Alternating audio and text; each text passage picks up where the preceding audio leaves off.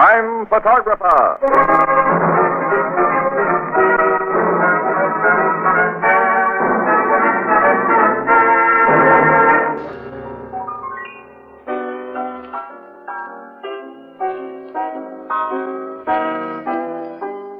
Oh, hello, Miss Williams. I was just telling Casey. Hello, Annie. What have you got there? Hi, Ethelbert. Oh, Casey, don't they look good? I just couldn't resist them. A jar of strawberry preserve. Say, they look just like those my grandmother used to make. Somebody talking about food? Well, look, Tony. Don't they look wonderful? Oh, they sure do. And in a glass jar, too. Oh, smart gal, Annie. See the anchor and the H on the bottom? This jar was made by Anchor Hawking. Anchor Hawking, a great name in glass.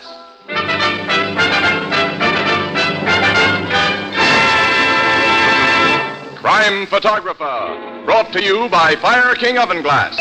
Anchor glass containers, Anchor caps and closures. All products of Anchor Hawking, a great name in glass.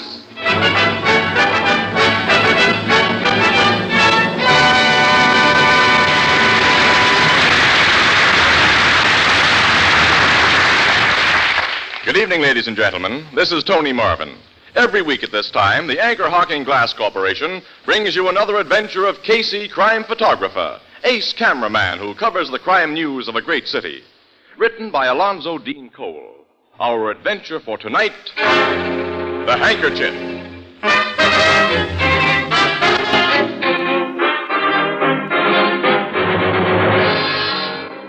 Joe Paletti's Tavern in the factory district at 11:30 o'clock on a Friday night is almost deserted. Behind the long bar, two white-coated bartenders are busily polishing glasses, while Joe Paletti himself, a jovial-looking fat man, checks his cash register. The street door opens and a huge uniformed policeman enters. Evening, Joe. Lieutenant McHugh. Hi, Mac. Hello, Lieutenant. Bill, Andy. Say, where's your other barkeep tonight, Joe? Gus? Oh, he was not feel so good. I told him go home and lie down. But he'll be back on the job at 12 o'clock when the rush starts. This is the night of your big rush, isn't it? Friday's payday at the factory. Yeah, 5 minutes after 12 o'clock, everyone who's quits work at midnight comes in to cash his paycheck. And buy a drink. Or a dozen drinks. You got a sweet racket, Joe. Yeah, to cash these checks is good business. What do you have, Lieutenant? I'm out of cigars again. Well, here's your special brand. Thanks. Say, how much worth of checks you figure on cashing for that factory crowd tonight? Well, last week was over 16,000. Tonight in my safe upstairs, I got 20,000 bucks. Well, that's a lot of dough. Too many people know you keep heavy cash on hand these Friday nights. That's dangerous. Oh, what's dangerous? And I got a first-class safe in my apartments upstairs. And I also got a burglar alarm. Ain't you cops got a precinct station just 1 block away? If anybody tried to stick me up, ain't you going to come and stop him? You're a hard guy to argue with, Joe. Because he's got a thick skull, McHugh. What are you doing here, Snyder? I just dropped in for a beer. Snyder, when I pay you off 2 weeks ago, I told you to get out of my place and keep out. So what? Public place, isn't it? Come on, draw me a beer, Joe. All right. Bill, Yeah, boss. give this louse a beer. See he pays for it. Okay. Your boss don't like me, Bill. Neither do I, or anybody else here. Here's your beer. Thanks. Here's your dough. Where you working now, Snyder? I ain't working. Joe Paletti's seen to that. I ain't recommending no bartender I catch you stealing from my cash register. I didn't steal. If you could prove I did, you'd have turned me over to the cops. Joe could have proved it. He just gave you a break, Snyder. And you're not decent enough to appreciate it. Now finish your beer and get out of here. Okay, copper, I'll drink up and get out. Mind if I wipe my mouth off first? How do you guys like this handkerchief I'm using? Pretty classy, huh? Yeah, it's just like you, Snyder. It's loud, it's cheap, and it's got a lot of yellow in it. Maybe someday, Joe, you'll be kind of sorry for the raw stuff you pulled on me. For so long. When I see you next, I hope it's in the obituary columns. He's got a few drinks under his belt, Joe. If he comes back tonight, you better keep an eye on him. You too, Bill. He won't bother the boss, Mac. Well, I've got to get back to the station house. Here's for the cigars, Joe. Thanks. So long. How long? Oh, Lieutenant. Yes, Joe? How's your wife? Oh, about the same. She doesn't get any better. She's been sick a long time, huh? Yeah, over a year. Cost you plenty of money, huh? Every cent I had. Look, if I can help Now, any... thanks, Joe, but the guy in my job can't borrow dough from... Well, not and keep his nose clean. I'll see you later. So long, Mac. Good night, Lieutenant. Andy. Yeah? You bring up plenty lemons? More than we need, Joe. Okay. 10 minutes to 12. I go upstairs now and get the money from my safe to cash them paychecks.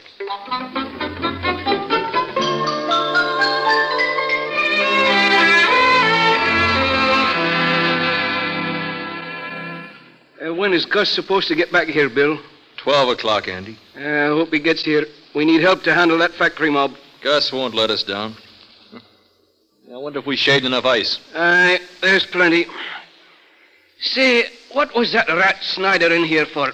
I was at the far end of the bar when you and the boss and Lieutenant McHugh were talking to him. Oh, he was just... What's that? Gunshots. Upstairs, where the boss is. That's his burglar alarm. Come on. I'm with you. We're coming, Joe. The door's locked. We got to break it down. Let's go, together. Hey, look. The safe is open. There's Joe. On the floor. He's been shot through the head. That back window's open. The killer busted out there. Did you see anyone? No, too dark. But the cops have heard that alarm. They'll get whoever did this. Andy, I know who did it. What? Come here. Look at that handkerchief on the floor. Handkerchief? That's the loud one Ed Snyder had tonight.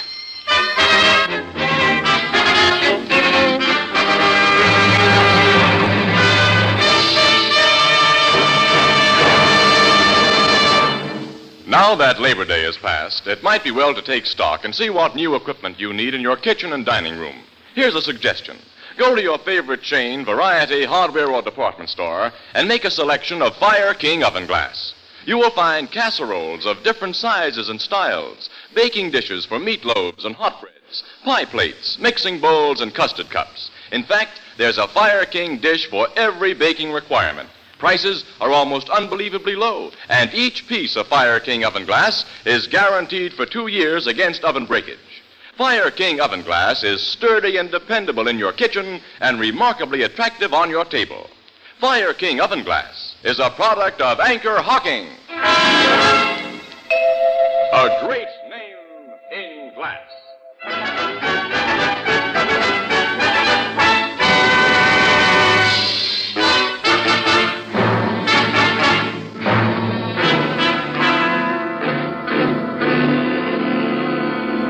All right, now, Bill, if you and Andy will take another pose in front of that door you busted open after you heard the shooting. Like this, Mr. Casey? Yeah, that's fine, yeah. Hey, you get in this shot, too, Gus. Well, I didn't get here till after poor old Joe was killed, Mr. Casey. Well, that doesn't matter. You're one of the bartenders. Stand next to Andy, huh? Okay, all right. All right, all face the camera now. Hold it. That does it. You got enough pictures, Casey. Now I want these gentlemen to go on telling me what happened after they found the body. Well, we told you about all there is to tell, Miss Williams. The cops and Lieutenant McHugh here, they come running up these stairs only about a minute later. We'd heard the burglar alarm, of course. Well, how do you figure Paletti pressed that alarm button after he was shot through the head, Lieutenant, huh? He fell on the button, Casey. It was next to the safe. Oh. But you policemen didn't catch the killer, Lieutenant. He got away through that dark alley with Joe Paletti's $20,000. Is that right? Yes, but he won't get far with that 20 grand, Miss Williams. That yellow handkerchief Bill found on the floor told us who he is. I've got every cop in this precinct looking for Snyder. You say he's been a bartender whom Paletti fired for theft. Yes, and an all-around rat. Lieutenant Mack, how do you figure Snyder got in here, huh? Bill says Paletti always kept that window locked. Huh? Well, this Snyder guy could have come up these front steps. There's 2 doors at the bottom, one leading into the bar and the other onto the street. But Paletti wouldn't have let him in the door up here, not Snyder. Doesn't matter how he got in. Before he got out, he left evidence enough to burn him. I'd recognize that loud yellow handkerchief among 1,000 others. So would I, Lieutenant. Thanks, Sergeant. We'll go up now and look things over. Come on, you fellas. Captain Logan, Casey. Hello, Logan. What? Casey. So the big boss of the homicide squad has finally gotten here. Hiya, Captain. I might have known you two'd get around to get in my hair. Hello, McHugh. Glad to see you, Captain. Hello, Doc. Pete. Get to work, you tech men. There's your corpus delicti, Doc. Lieutenant McHugh, your sergeant downstairs has given me the general layout. It's open and shut on this guy Snyder, huh? As far as I'm concerned, there's his handkerchief. Bill, the head bartender here, identifies it, too. 100%. Yeah.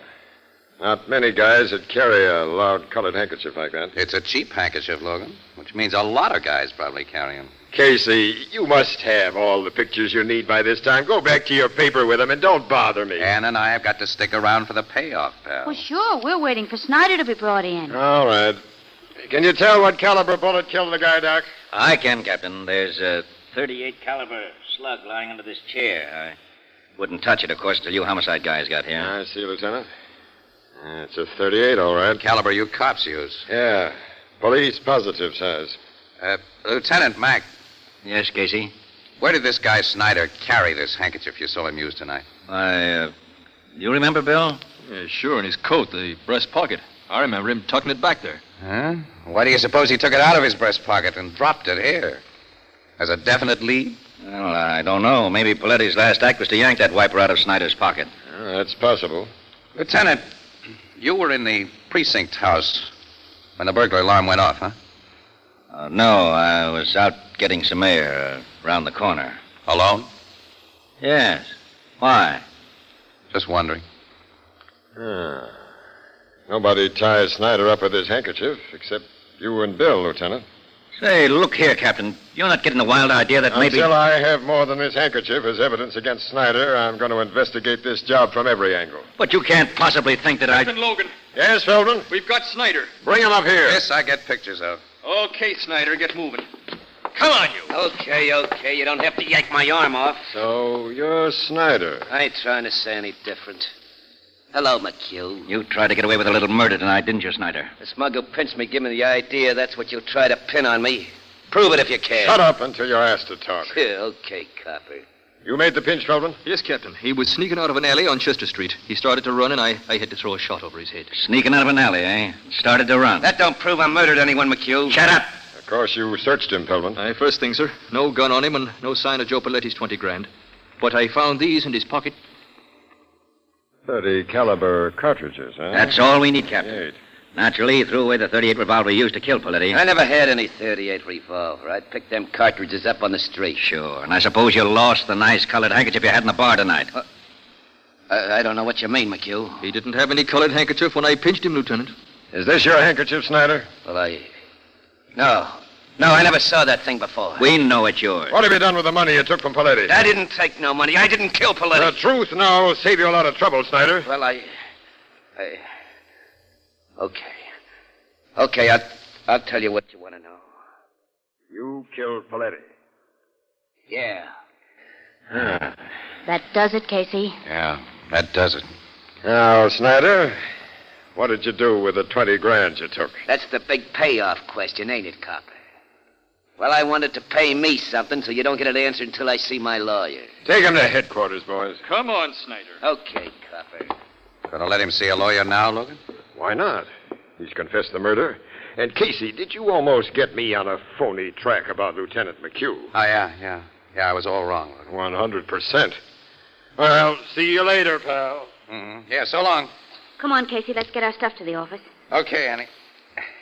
Annie, you know, it's funny. What? I've got the doggonedest hunch that I wasn't all wrong.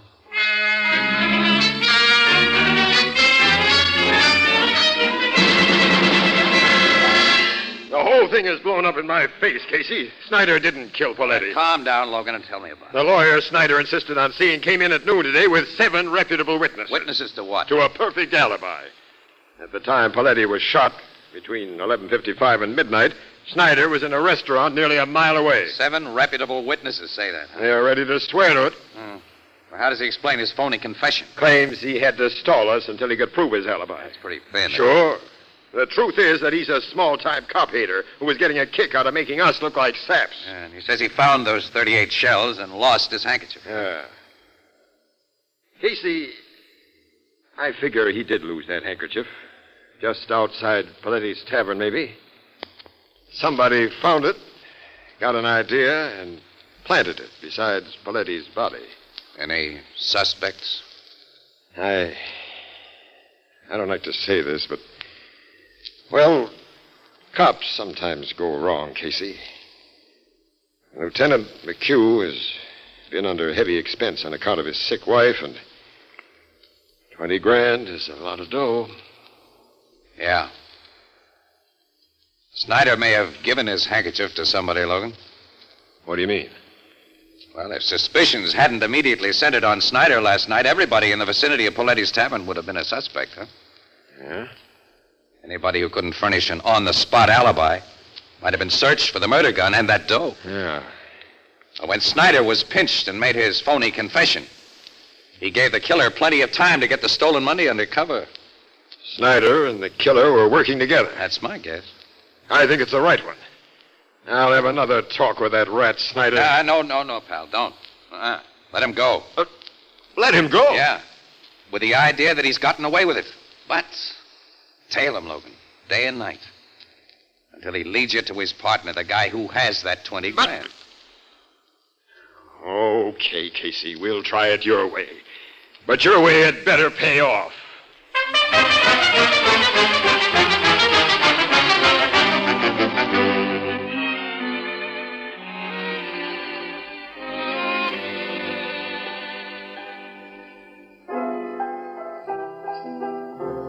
Good night, Mrs. Wheelbreaker. The strangest darn people come in here sometimes. Yeah, well, don't look at us when you say that, pal. Casey! Hello, Miss Williams. Hello, Ethelbert. Say, I've been wondering when you two had come in. Anything new on that Poletti murder? No, not yet, Ethelbert. You know, I take a personal interest in that case, being as how it happened to a bartender, a brother professional, as you might say. Captain Logan's detectives have been shadowing that Snyder guy for 3 days now. They sure have. They know what he's done every single Yeah, minute. he hasn't made or received any phone calls or made contact with anyone who might be a logical suspect. Or at least he hadn't up to noon today when Logan showed us the latest report on him. It's nearly 6 o'clock. Maybe something's happened since. Logan would have let me know if it had. Maybe your idea about Snyder was wrong, Casey. Listen, that's what I'm hearing from Logan. Now, don't you start pulling it. Give the idea a little time, huh? Well, gee, I didn't mean... Oh, Walter, will you... Never mind, Ethelbert, never mind. I'll get it. It's probably from me anyhow. Excuse me, Annie. Sure. Blue note. That you, Casey? Yeah. I thought it might be you, Logan. Anything new? Get into that jalopy of yours and come to Spring Road off 200th Street as soon as you can make it. Well, there's nothing but woods out there. Oh, yes, there is. There's something I want you to see, smart guy. What's that? The dead body of Snyder.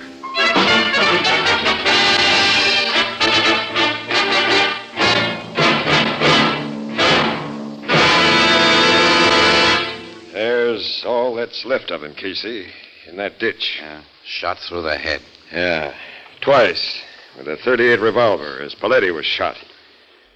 Snyder'd been dead over an hour when he was found here. Well, then that means that the detectives who were watching He him... gave him the slip, Miss Williams. I wanted to keep this rat at headquarters and sweat the truth out of him, Casey. Instead, I listened to you. You see the result? Yeah. You mind giving us some of the details, Logan? I'd be happy to tell you all I know. You may have another bright idea. Don't rub it in, huh? I'm sorry. This is my fault, not yours. Huh? Say, Logan. I hope you'll have an idea to give me a different idea than I have. Hey, pal, are you sick? Here's what happened. At 3 o'clock this afternoon, Snyder was walking up Crosley Street with one of my guys behind him when he suddenly hopped into a Ford sedan, parked at the curb, and got away. Huh? Another guy was at the wheel all ready to go. I think the driver of that sedan was Snyder's partner in the Poletti murder. I'm still riding with your theory about that. And he killed Snyder because... He didn't want to share that 20 grand with him. He wanted it all. Or because he knew Snyder was being trailed. Snyder was dangerous to him. Yeah, that fits, too. Obviously, he and Snyder met by appointment, Logan. Snyder expected him to be waiting in a car at that time and in that place. Sure. Well, then your killer is someone Snyder talked to since you turned him loose. Yep. You checked on everyone Snyder talked to? Yeah. There hasn't been a logical suspect in the bunch, Casey, until today. You mean he talked to somebody today? Yeah. Several hours before he got into that sedan. Who? Lieutenant McHugh. McHugh? Captain Logan. From the first, I've figured McHugh might have killed Poletti, but I've never really believed he did. You believe it now? He needed that dough, Casey, all of it, for a sick wife. He's a cop. Paletti would have opened that upstairs door for him. I've known Mac a long time. He's been a good guy and a good cop. Logan, where did he and Snyder talk today? Outside of Paletti's tavern? Paletti's tavern? Yeah. Snyder had the nerve to go in there and ask for a drink. That's all he had a chance to do. One of the bartenders grabbed him and threw him out of the joint. Lieutenant McHugh came along just then and helped him out of the gutter. Then they talked? Yeah, for 2 or 3 minutes, walking up the street together. Then McHugh went off duty soon afterwards, and he didn't go home. He could have met Snyder in that sedan. It looks like McHugh all the way, Casey. How close was your detective when Snyder was given the bum's rush from Paletti's? Oh, he'd only just followed him inside the joint. It happened that fast. Which bartender gave Snyder that rush act? It was Andy. Oh, Andy. Who was in the bar downstairs when Paletti was killed upstairs. He couldn't have been Snyder's partner. Oh. Your man's sure it was Andy, huh? Well, he didn't have time to ask for names, but the description he gave me is Andy's, tall, with dark hair. Well, Bill is tall, but he's bald. Well, Gus has dark hair. Oh, but he isn't tall.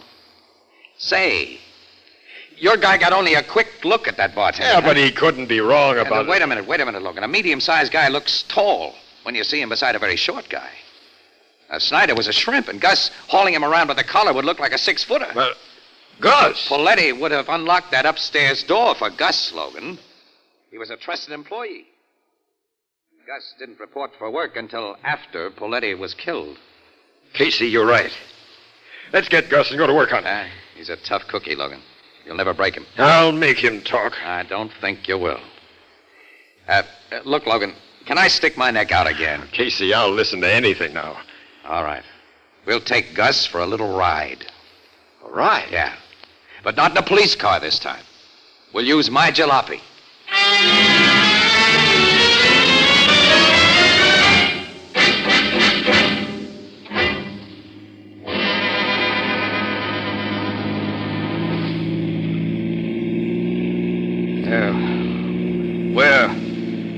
Where are you guys driving me to?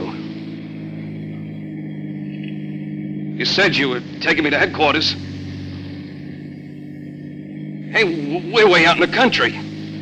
We changed our minds about headquarters, Gus. What do you mean? Too many people hang around down there. Where are you taking me? Just take it easy, sucker. Look, you're a cop, Captain Logan.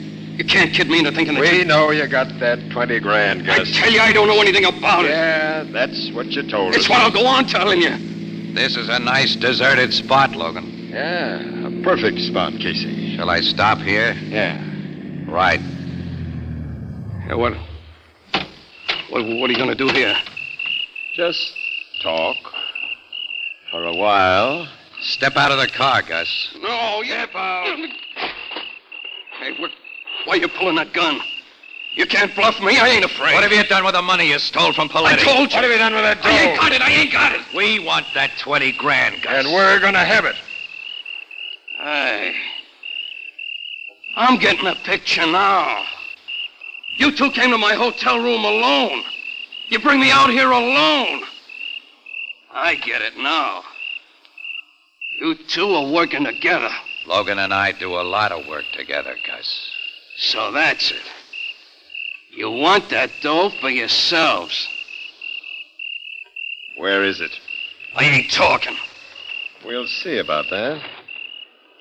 Here, Casey, hold my gun on this mug Sure, while pal, I will. Oh, you don't. You dropped the gun. Get it. No, I got it. Easy. Stick up your hands, you lousy. Stick them up. Okay. Okay. Thanks for this scat. You two saps should have stayed honest. You ain't got the brains for fast stuff. So you thought you'd hijack my 20 grand. Listen, Gus, you're in the racket. You know how guys have to figure. If you'd been nice and told us where to find that dough. Sure, Gus. We'd have been nice. So now I'll be nice to you. Tell you where to find it.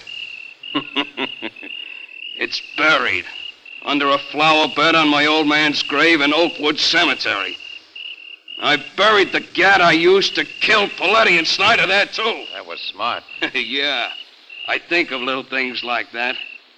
Just like you, Muggs, thought of bringing me to this deserted spot. In a car that I'll drive away. Alone. Gus, you're not going to... No, Gus. You get it between the eyes like Snyder and Paletti. Now! What the... Something the matter, Gus? This gun is empty. Uh-huh. That's another little thing we thought of. Well, you double-crossed me. Thanks for the confession, Gus. Come on. Now we're really going to headquarters. Right. And then, Casey, you and I have got something to do with the Blue Note. What's that, Logan? I'll tell you on the way about it.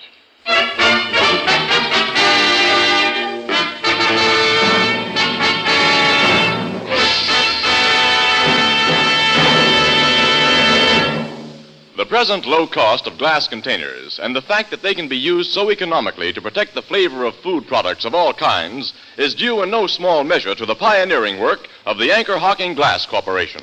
The advantages of glass are many and obvious. Glass lets you see what you buy before you buy it. Glass containers are easy and safe to open. Glass won't affect flavor or aroma. Anchor glass containers and tamper-proof anchor caps, so widely used by the food packing industry, are products of Anchor Hocking. A great name in glass.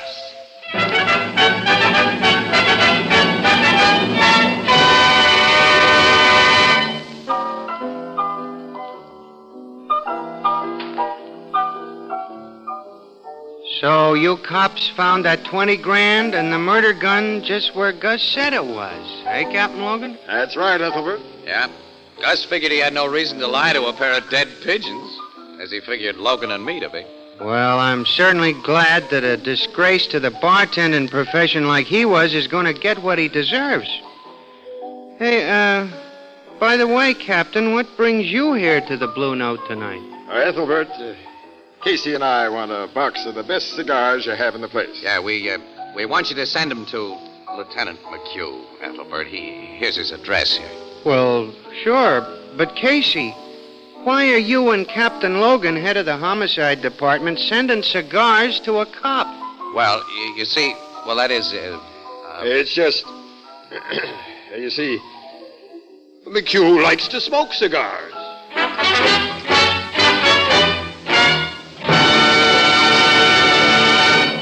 Crime Photographer is directed by John Dietz and stars Stotts Cotsworth as Casey. It is written by Alonzo Dean Cole and is based on the fictional character of Casey created by George Harmon Cox. It's lighter, more compact. It requires no deposit, no return to the store. We're talking about the famous Anchor Glass beer and ale bottle pioneered by Anchor Hocking shortly before the war. It will soon be released for civilian use, so watch for it. The new Anchor Glass one-way, no-deposit bottle, a product of Anchor Hocking. A great name in glass.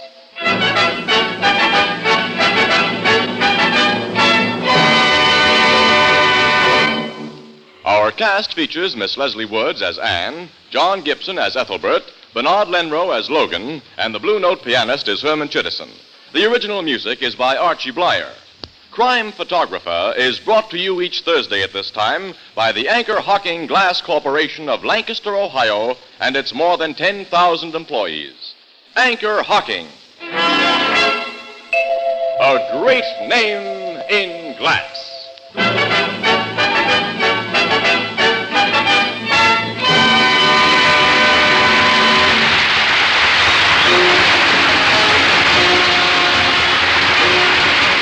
Tony Marvin speaking. This is CBS, the Columbia Broadcasting System.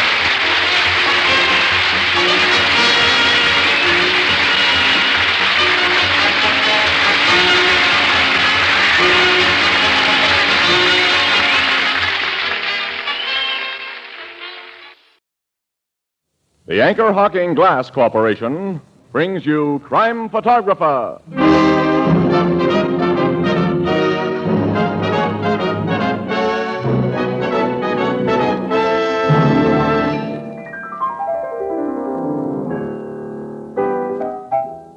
Hello, Mr. Marvin. Hi, Ethelbert. Are we on the air? Yeah, but Say, you don't have your script with you tonight. Oh, I don't need a script for what I have to say.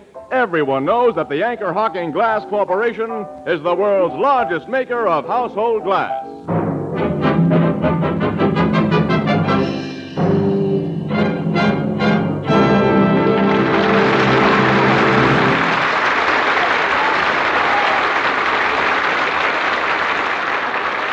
Good evening, ladies and gentlemen. This is Tony Marvin. Every week at this time, the Anchor Hocking Glass Corporation of Lancaster, Ohio, and its more than 10,000 employees bring you another adventure of Casey, crime photographer, ace cameraman who covers the crime news of a great city. Written by Alonzo Dean Cole. Our adventure for tonight, The Gray Kitten.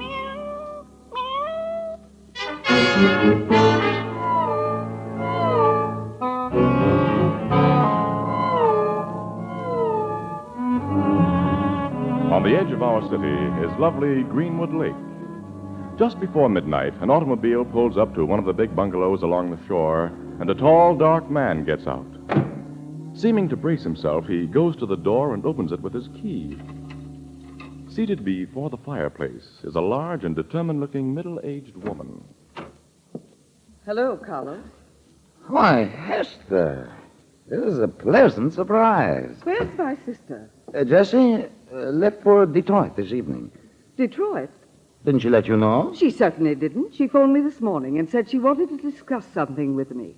She said nothing about leaving town. Oh, you know our Jessie. Late this afternoon, she says, Carlos, my darling, I must leave for Detroit tonight to attend to some business. So, like a good husband, I arrange her transportation and take her to the 8 o'clock train. I knew Jessica was becoming irresponsible 6 months ago when she married you.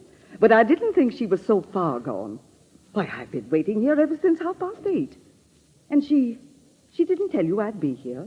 Not a word. Oh, the woman's gone crazy. When she phoned you this morning, what did she say she wanted to see you about? She didn't say, but I had an idea, Carlos, that you'd been treating her badly again. Why, my dear Hester, why don't you mind your own business? Because I don't trust you. My sister's 50 years old. Young men of your type marry middle-aged women for just one reason, money. I cannot hope to change your opinion, I suppose. No. So, I'll be starting back to town. I'll help you with the coat. Don't bother. Carlos, how did you get all that dirt on your hands? Dirt? And your shoes and trouser legs, they're covered with it. Oh, my car got stuck in the mud on the shortcut road. I had to push it out. Oh. Just when will Jessica come back from Detroit? She wasn't sure.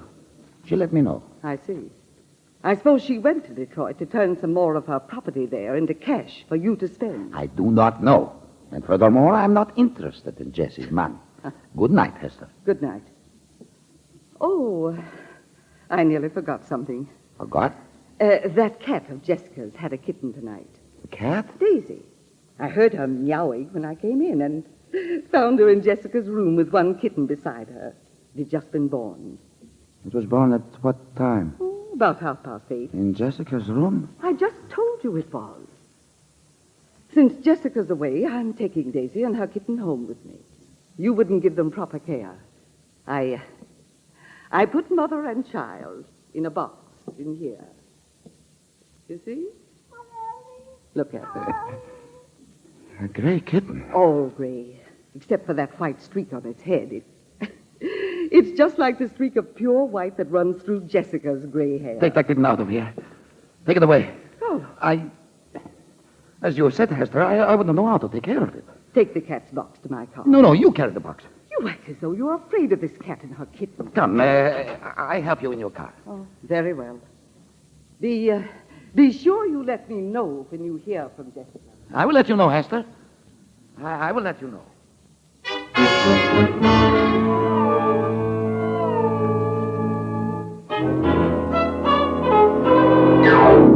Logan, you're absolutely nuts. The longest game ever played in a major league was between Brooklyn and Boston in 1920. It went 26 innings. Yeah, wait till I get my hands in the record book. I'll show you. Got a record. Goodness sakes, do you two have to make all this noise? This wise guy. That's your phone, wise guy. Go on. Good thing, too. Oh. Hello, Homicide Bureau, Captain Logan speaking. This is Miss Hester Simmons. Who? Hester Simmons. I live at 347 Parkview Drive. Oh, Yes, Miss Simmons. What can I do for you? She gives a good address so he gets polite. Oh, shut up, Casey.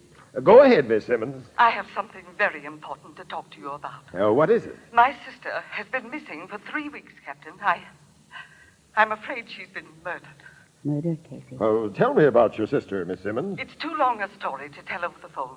Come to my house, please. Now. All right, I'll be there in 15 minutes, Miss Simmons. Thank you. Goodbye. Bye. Hey, you and Miss Williams will have to excuse me, Casey. Oh, no. That little word murder we just heard has made us curious. Just a front page story, pal, with pictures. Okay, come on.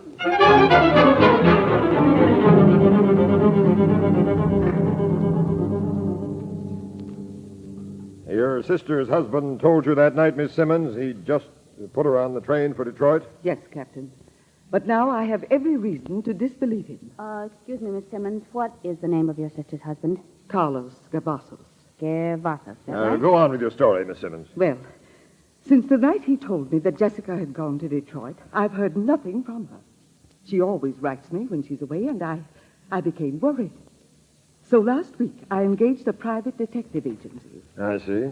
And they learned that although Carlos purchased accommodations for the Detroit train that night, Jessica wasn't on the train.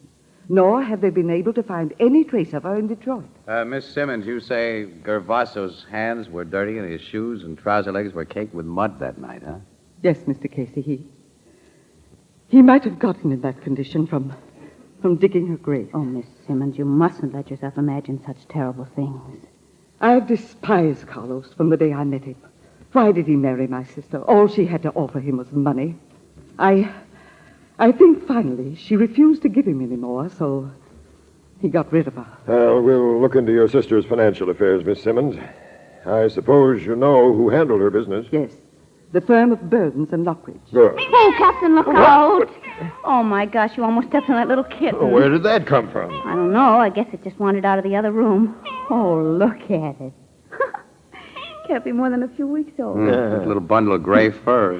And look at the funny white streak on its head, Casey. See? There's another mark on it. Sure cute. It's always running away from its mother. That kitten was born the night my sister disappeared. Yeah? Yes, I brought it home with me. Well, I guess we'll be getting along. Captain, if your investigation of my sister's financial affairs supports my suspicions, will you put Gervasos under arrest? Well, that won't be sufficient basis for a murder charge, Miss Simmons, but it'll cause me to ask Mr. Gervaso some very personal questions.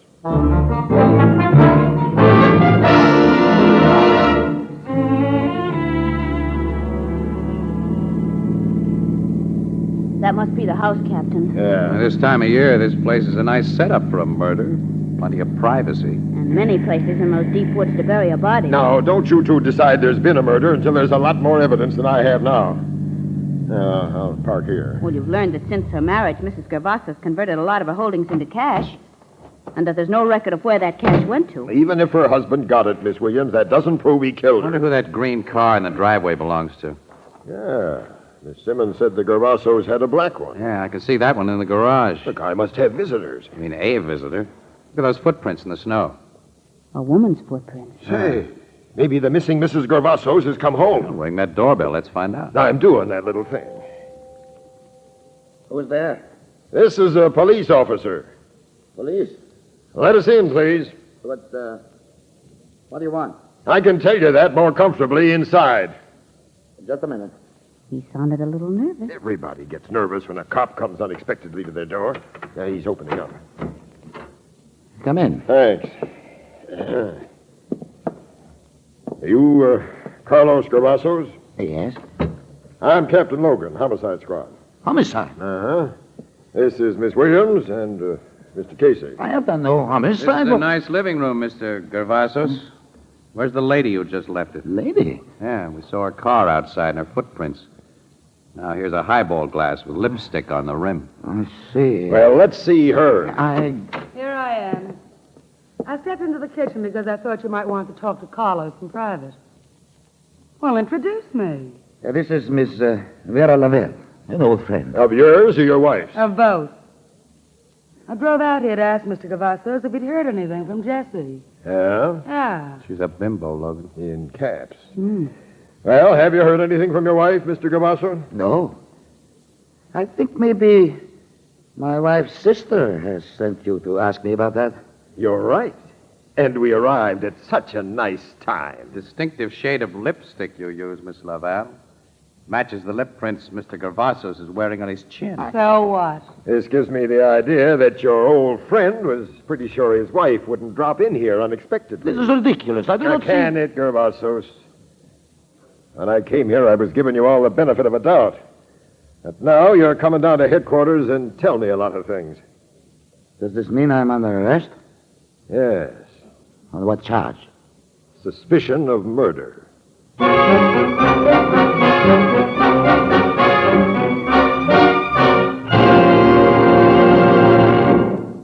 All of us are becoming increasingly price conscious. So I know you'll be interested in a product which costs not 1 penny more than it did immediately before the war and is actually far less expensive than anything even remotely comparable to it only 10 years ago. Now, I'm talking about Fire King oven glass, the beautiful pale blue oven glass that is guaranteed for 2 years against oven breakage.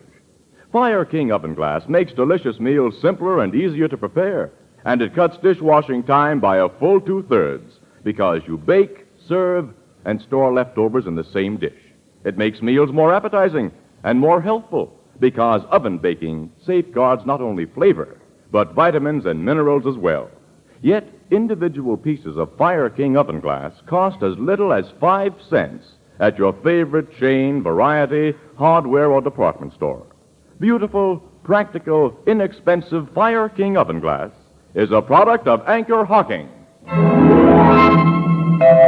A great name in glass.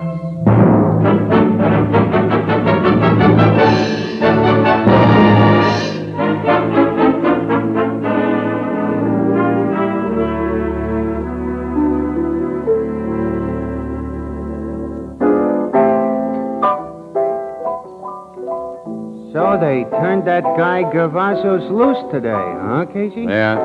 He's out of jail, Ethelbert. And did poor Captain Logan go out on a limb when he put him in there? Same limb you went out on, Annie. Stories you wrote after his arrest had the guy all but convicted and in the hot seat. I don't know how you talked City Desk into running those things. Must have been your charm, I guess. And the DA doesn't even ask for an indictment. Well, he should have gotten an indictment. He was able to prove that Cavazos had gotten over $40,000 from his wife's estate. He could prove that Cavazos and his wife quarreled because she refused to give him any more money. He could prove that... prove everything, Annie, except the all-important fact of murder. And they've still found no trace of a body. And the DA knows a trial jury wouldn't convict him. So this Gervasos may get away with murder, if he's committed it. Yeah, kind of looks that way, Ethelbert, now. I don't think he's going to keep much of that 40 grand, though. How do you mean? Oh, no. That Laval dame will get it. You know, I think she pushed Gervasos into the murder of Jessica, and I think she'll push him into a new deal soon because she's going to want more money. Say, look who's coming in the door now. Huh? Who? Casey, it's Cavazos. Who's out with him? There they are, Dan. Hello, Miss Williams. Evening, Casey. We expected to find you here. You were looking for us?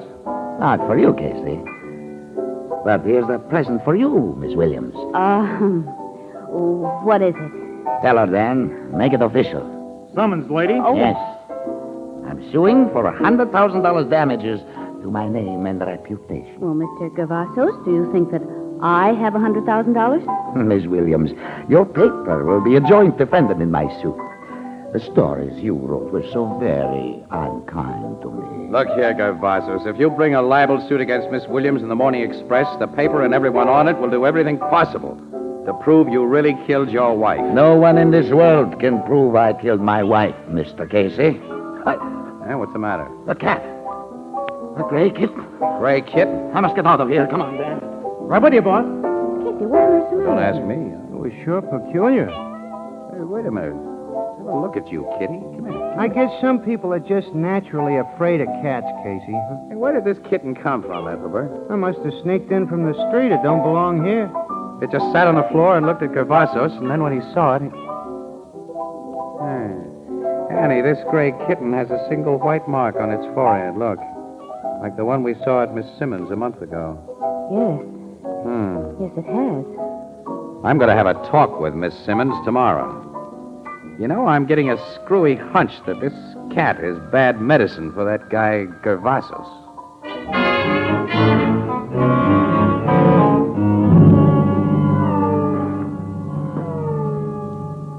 Miss Simmons, you say Gervasos showed fear of this kitten the night it was born. Yes, and I've been thinking of a certain possible reason for his actions that frightens me. What's that? Are you familiar with the theory of reincarnation? Oh, you mean the belief that when a person dies, his soul is born again in a new body? Perhaps in that of an animal. My sister Jessica believed in reincarnation. Carlos is very superstitious. And he'd heard Jessica say that when she died, she'd return to life as a cat. Huh? She said that? Many, many times. And that kitten was born in your sister's room, about the time Gervasos may have killed her. Yes. And this kitten has the white streak on its head that ran through Jessica's hair. I, as most people, regard the strange combination of things I've mentioned as coincidence. But I think they explain Carlos' fear and prove his guilt. Miss Simmons, I kind of think so, too. But we've got to have better proof than that for a jury. I want to borrow that kitten.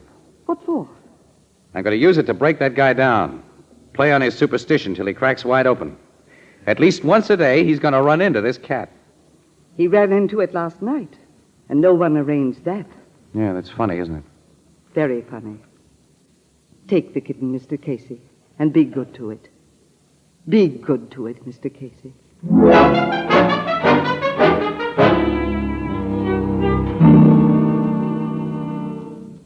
Your idea about using that kitten to crack Gervasos is swell, Casey. Huh? Well, I'm glad you see the possibilities, Logan. Every time Gervasos goes out, one of your detectives will shoo the kitten right across his path, Captain. Beautiful, Miss Williams. Simply beautiful. Well. For once, we bring you an idea and you don't throw ice water on it. You two masters of detection and criminal psychology haven't given me a chance to talk yet. Your idea is magnificent, stupendous, and colossal. It might even work, except for one thing. Gervasos has disappeared. Disappeared? He and that Laval dame took a powder last night, left with bag and baggage. Well, didn't you have him watched? I thought the DA's men were keeping an eye on him, and he thought my guys were doing the job. Nice going. Of course, really. you newspaper birds never make a Don't mistake. you two start one of your riots now. My nerves won't take it, please. Captain, you'll locate Gervasos and the Laval woman eventually, of course. We'll try to, Miss Williams, but we still don't have enough evidence of murder. I've got work to do now. The two of you take that kitten and get out of here. Okay. Where is the kitten, Casey? What? Well, it was on the floor here a minute ago. See? Here, Kitty. Here, Kitty. Cat, come here. Not over here. Kitty, come Anyway, the door's closed, so Here, Kitty Kitty. got out. Here, Kitty. Sound kind of silly, It Logan. must have gone out that window. Yeah, there it is. It's down on the street. It's running around that corner. Oh, my gosh, it'll be killed or get lost, and we'll never find it. You should have been watching it, Casey. Now, like Gervasos, the kitten is gone.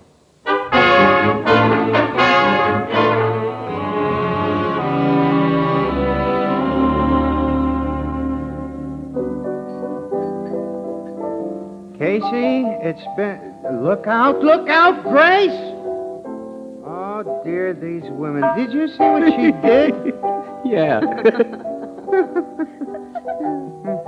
Well, Casey, it's been a long time now since that Gervasos and his gal friend flew the coop, huh? Yeah, over 3 months, Ethelbert, yeah.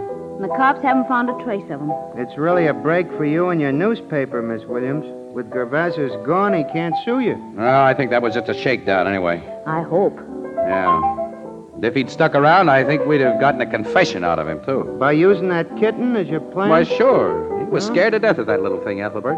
I think seeing it here that night was the reason he lammed out of town in such a hurry. Oh, wait a minute. Here's Logan. Hello, everybody. I hoped I'd find you here, Casey. Yeah, we'll draw up a stool, pal. I haven't time now. Huh? Casey, we've located Gervasos and Vera Laval. You have? Where? Yeah, in a town less than 100 miles from here. The guy's married again to another rich old dame. Married again, Yeah, huh? under another name, of course. And he's dyed his hair, grown a mustache, and is wearing glasses. The local cops only got wise to him by accident. And the Laval gal is living in the same town. She's changed herself over, too. They're getting ready for another killing, Casey. You mean that literally? Yeah. a servant who works for Gavasso's new wife, overheard a conversation between Gavassos and Laval. And the servant tipped off the wife, and she told the cops. Yeah? They instructed her to sit tight until I got there. I understand the guy is planning to take his new missus, who's really got plenty of dough, on a boat trip to South America. But she's not supposed to reach there. Oh, what's the scheme to get rid of her? We don't know yet, but I'm leaving for Gavasso's new hometown in an hour. Hey, you want to go along? Do we? Oh, pal, we're on our way.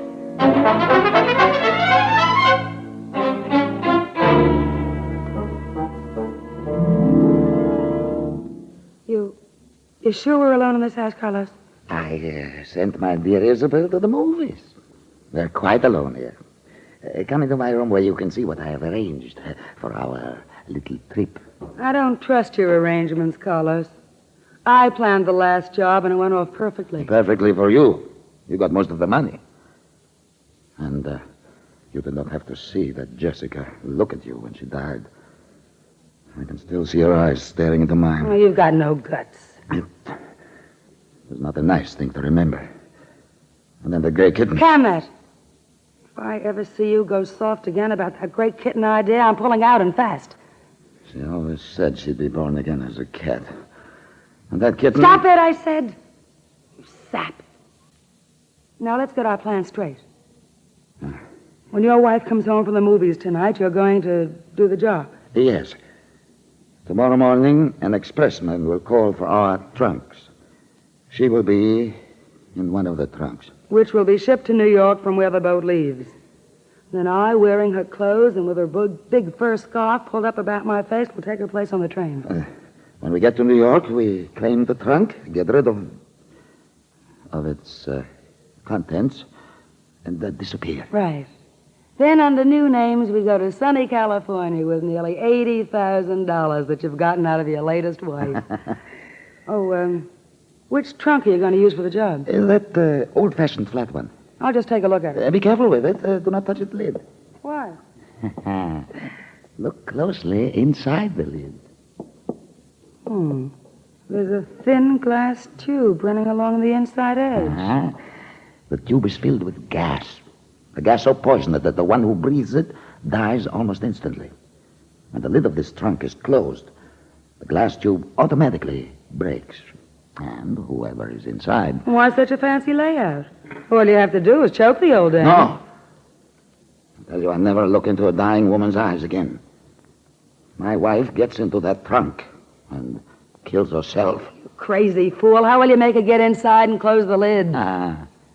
You do not know the wife I married this time. She called me Puggy Wiggums. Likes to play childhood games. Childhood games? You don't know what I've gone through. Her favorite is hide and seek. I will play hide and seek for the last time tonight. And she will be sure to think that empty trunk a very fine place to hide. The lid is very finely balanced, and it is equipped with a snap lock. Oh, wait a minute. Your Isabel may not be able to cram herself into this trunk. You and she are about the same size, Carlos.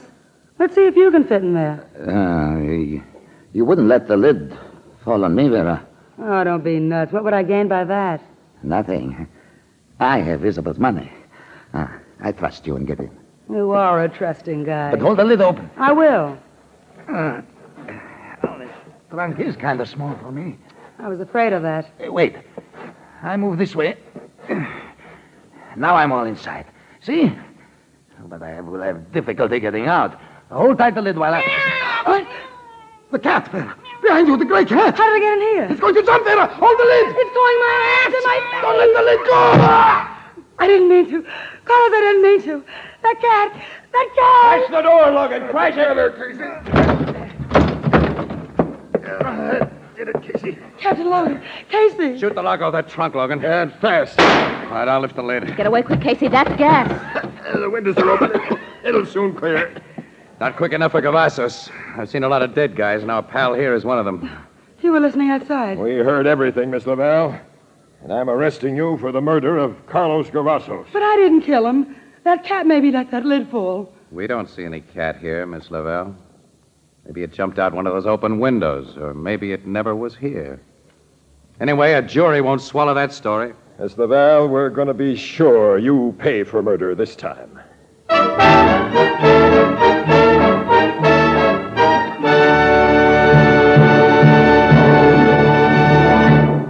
Perhaps you were one of the housewives interviewed in a recent big city survey. If so, you may recall you were asked these two questions among many others.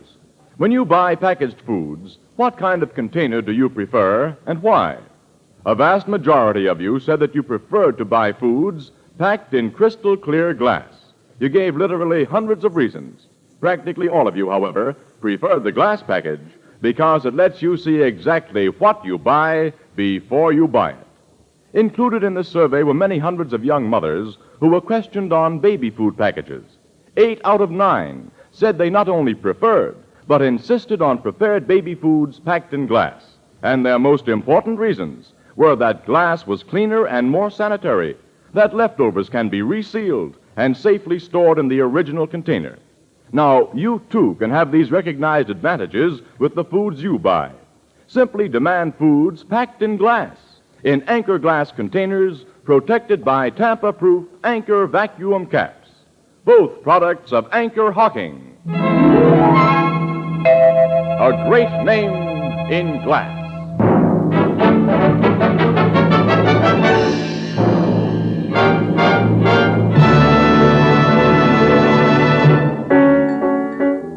You and Logan never meant to railroad that Laval dame for the murder of Gervasis, huh, Casey? Of course not, Ethelbert. We were just putting on pressure. To make her tell what she and Carlos had done with the body of Jessica. What had they done with it? Carlos had buried it about 4 miles away from Greenwood Lake, where the cops had no reason to search for it. Casey, you and Miss Williams didn't see the cat that made that trunk lid fall and kill a guy, huh? No, we didn't see it.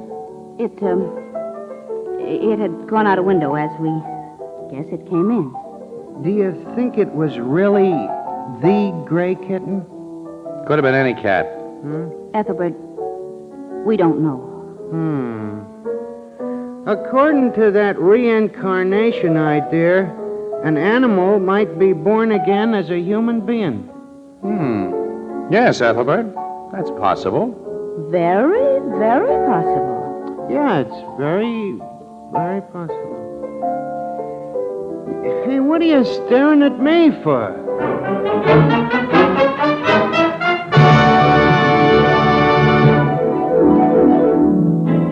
Crime Photographer, starring Stotts Cotsworth as Casey, is brought to you each Thursday by the Anchor Hocking Glass Corporation, makers of Fire King oven glass, Anchor glass containers, Anchor caps and closures. All products of the Anchor Hocking Glass Corporation, a great name in glass.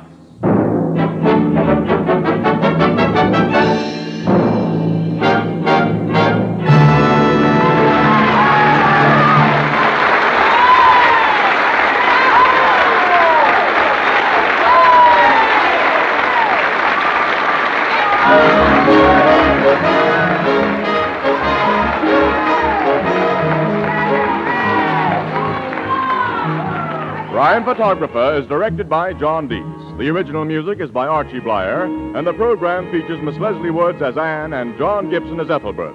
Thursday night on CBS is the biggest show in town, so stay tuned for exciting dramatizations on Reader's Digest Radio Edition, which follows immediately over most of these stations.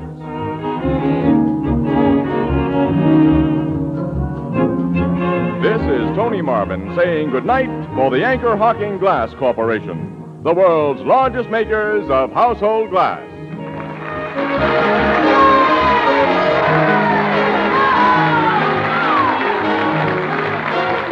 This is CBS, the Columbia Broadcasting System.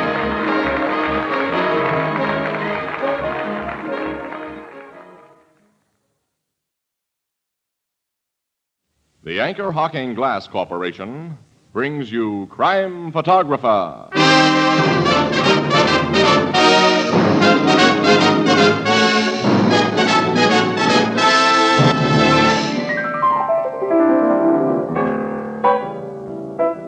Gee, it's hot today, Casey. Here it is, only April 24th. April 24th, the anniversary of Ethelred.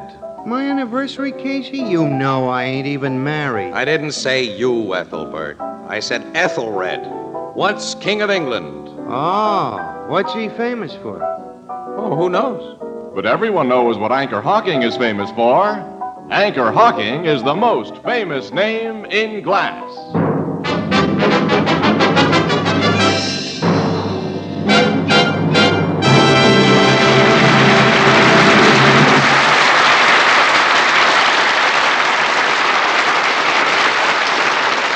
Good evening, ladies and gentlemen. This is Tony Marvin. Every week at this time, the Anchor Hocking Glass Corporation of Lancaster, Ohio, and its more than 10,000 employees bring you another adventure of Casey, crime photographer, ace cameraman who covers the crime news of a great city. Written by Alonzo Dean Cole, our adventure for tonight, The Gentle Strangler.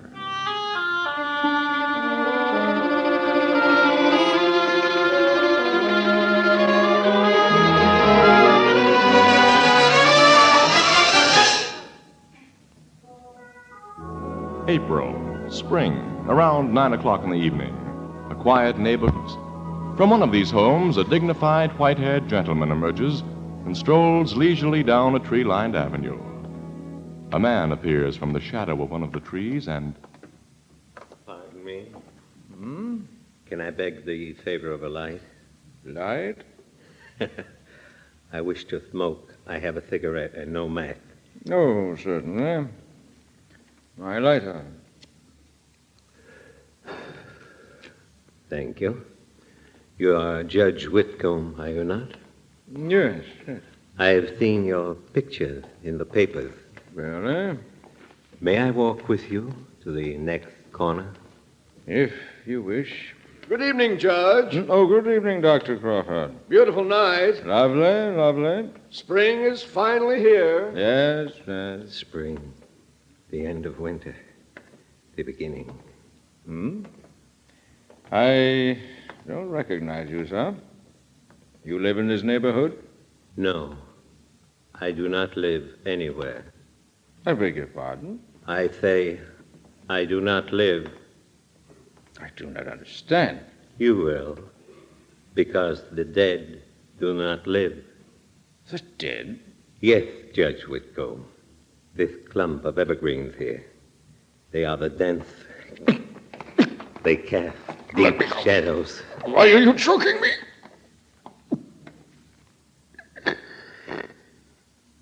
You see, Judge, you do not live anymore. You do not live.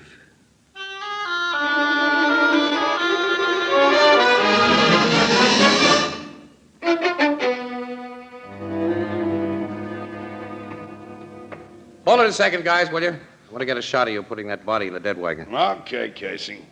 Okay, got it. Thank you. Slide him in, Jim. Let's go. Now, Logan, how did old Judge Whitcomb get it, huh? Oh, the captain's just been telling me you strangled Casey by a person unknown. Strangled? Like Assistant District Attorney Dunning got his last week. And are you newspaper people going to make things sweet for me, Miss Williams, if I don't crack both cases in a hurry? When big shot citizens like a judge and an assistant DA aren't safe within a few minutes' walk of their own front doors, pal, there's obviously something wrong someplace. I'm in no mood for kidding. Who said I was kidding? You're nuts. Okay. When was the judge strangled?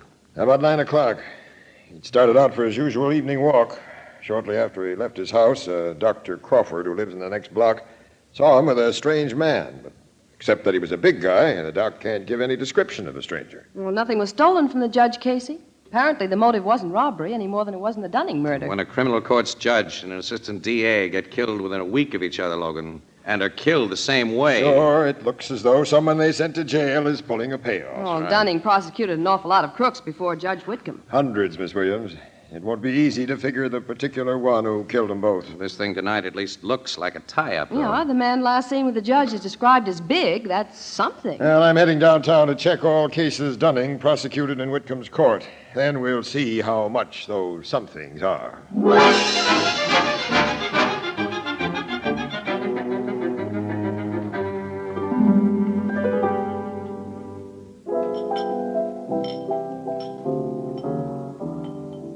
Joe, will you take care of that lady over at the table?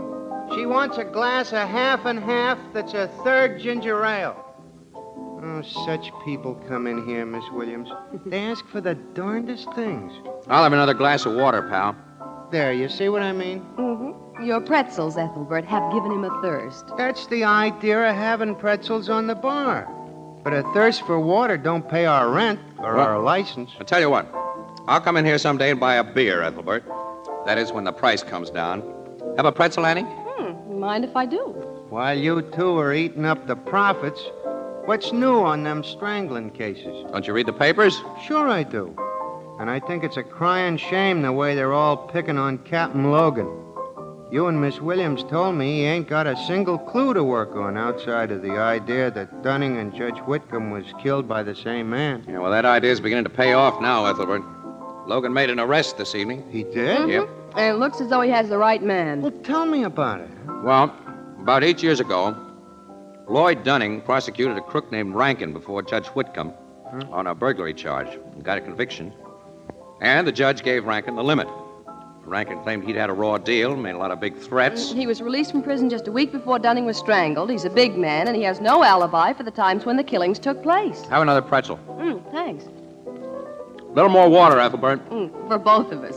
You know that water's on a meter, don't you? This is becoming an outright swindle.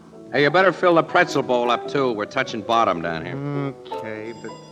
Oh, excuse me, there's the bar phone. His pretzels were saved by the bell, Annie.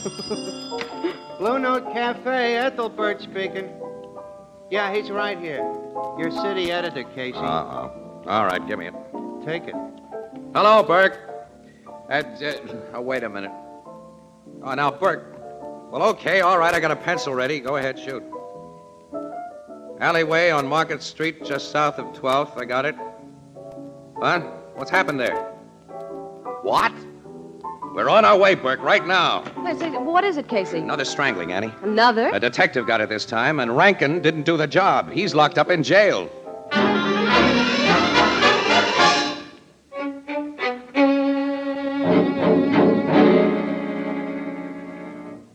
That corpse was Barney Lennon, Casey. One of my homicide guys and one of the best. Yes, he was a swell cop, Logan. A swell guy, too. You know, this strangler must be an awfully strong guy. Barney was no pushover. Well, the strangler must have gotten him unawares. Yeah, he must have. You know, Barney Lennon must have arrested the man whom Dunning prosecuted and Judge Whitcomb sentenced. Oh, maybe these three stranglings are wholly unrelated. Maybe we're dealing with a maniac. Well, the killer may be a maniac, Logan, but it's stretching that long arm of coincidence too far to believe that these three jobs are unrelated. Yes, 3 law enforcement officers in the same way and within 3 weeks. Yeah. A job a week. The killer may give us proof of relationship, Logan. Next week.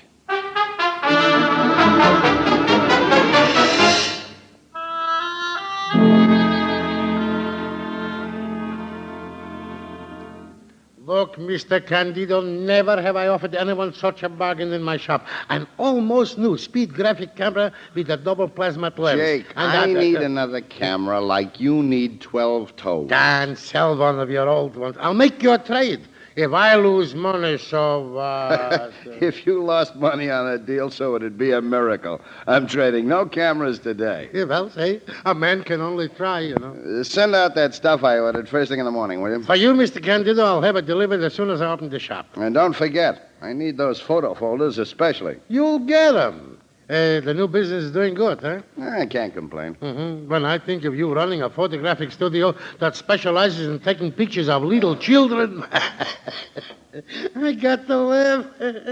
You who used to be a press photographer taking shots of fires and accidents and political conventions. It was those conventions that made me decide to leave the newspaper business.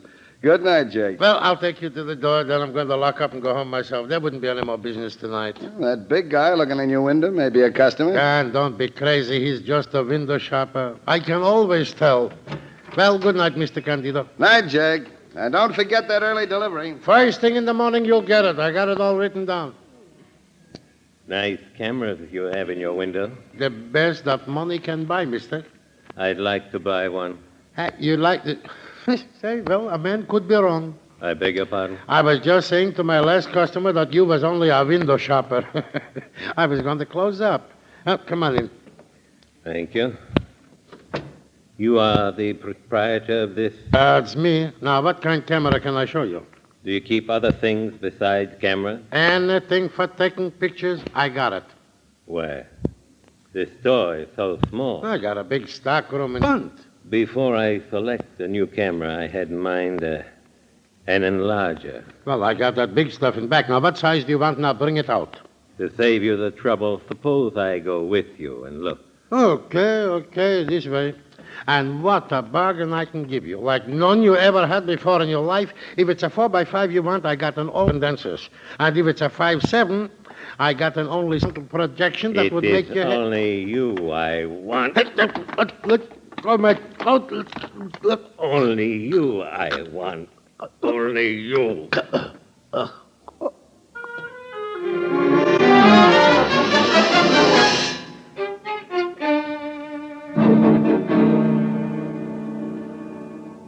This strangling proves we're dealing with a madman, Casey. This Jake Blumberg had nothing to do with the law. He simply ran a little camera shop. Jake once had something to do with law enforcement, Logan. Yeah? What, Casey? He was the star witness, Annie, in a murder case. Say, I remember now. Yeah, I thought you would, pal. It was his testimony that got that Ivanov girl a death sentence. Mm-hmm. You remember the rest? Barney Lennon arrested her. Dunning prosecuted her. Judge Whitcomb sentenced her. Right. Casey. Yeah. I'm the guy who dug up the evidence against her. I must be next on the Stranglers list.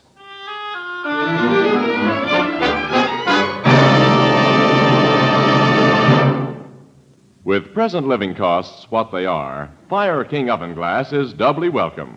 One, because Fire King Oven Glass is a product of Anchor Hocking, the world's largest makers of household glass, its cost is incredibly low, and each piece is guaranteed for 2 years against oven breakage. Two, Fire King Oven Glass lets you make delicious, healthful meals out of leftovers of all kinds and out of inexpensive ingredients. And foods baked in Fire King Oven Glass inside the oven retain all their precious vitamins and delicious flavor. So ask for Fire King Oven Glass by name at your favorite chain, variety, hardware, and department store. Beautiful, practical, inexpensive Fire King Oven Glass is a product of Anchor Hocking, the most famous name in glass.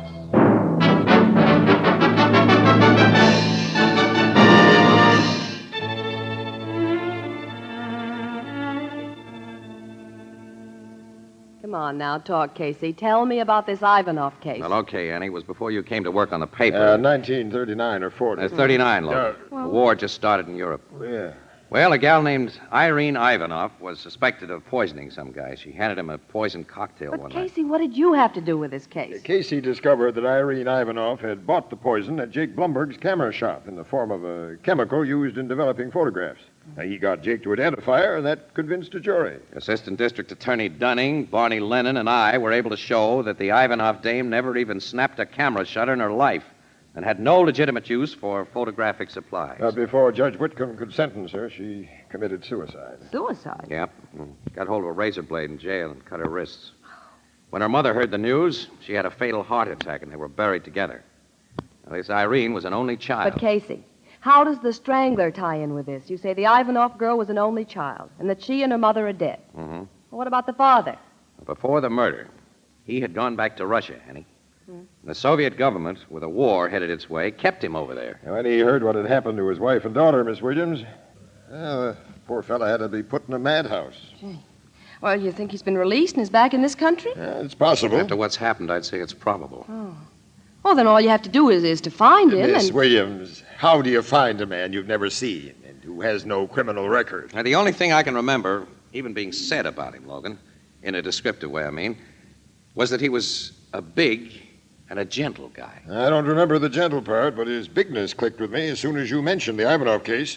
Did anybody see a big guy come into this camera shop before Jake was killed? I don't know, but the last sale he made before he was killed was for stuff to be delivered to a Mr. P. Candido. Candido? Yeah, here's his order book with the name and address. Hey, that's Pat Candido. Pat? Sure, Pat Candido. You know him, Logan. He used to be an on the news. Yeah. And if Pat happened to see that big guy... It's been his business to notice things. Come on, we're calling on Candido right away.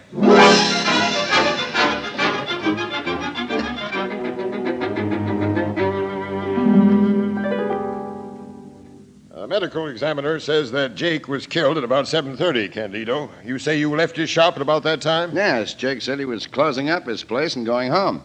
But I saw someone go in right after I left. What did he look like, Pat? He was big, Casey. That's all I can tell you about him. Oh, well, you got to tell us more than that, fella. That guy was Jake's murderer, now think. Come on. I've been thinking. He was just a big guy I saw looking in a window and never expected to see again. You were supposed to be a hot press photographer before you got soft and went into the baby picture racket. You were supposed to have a nose for news. Oh, was my nose supposed to tell me he was going to commit a murder? Oh, I'm sorry, Pat. I'm sorry I let you down, Casey, but I just don't remember. Wait a minute. That big guy has eyes like a baby's. Like a bit? What do you mean? I take pictures of young kids all day, and, well, the babies, the infants, their eyes are different. They seldom focus when they look at you. They seem to look through you and all around you and not at you. Yeah, I know what you mean, Pat, but that isn't much help. Is that the best you can do for us, huh? That's all I can do for you. Yeah, well, thanks, pal. It's at least more than we had before. Well, now, that isn't enough to give Casey warning of a man who undoubtedly intends to strangle him next week. Now, what are you going to do about that, Captain Logan? Don't worry, Miss Williams. Casey won't be alone any moment of the day or night from now on. What do you mean I won't be alone? Well, I'm not particularly concerned about your skin, but I want to catch a murderer and your bait. Wherever you go and whatever you do, a cop will be right beside you.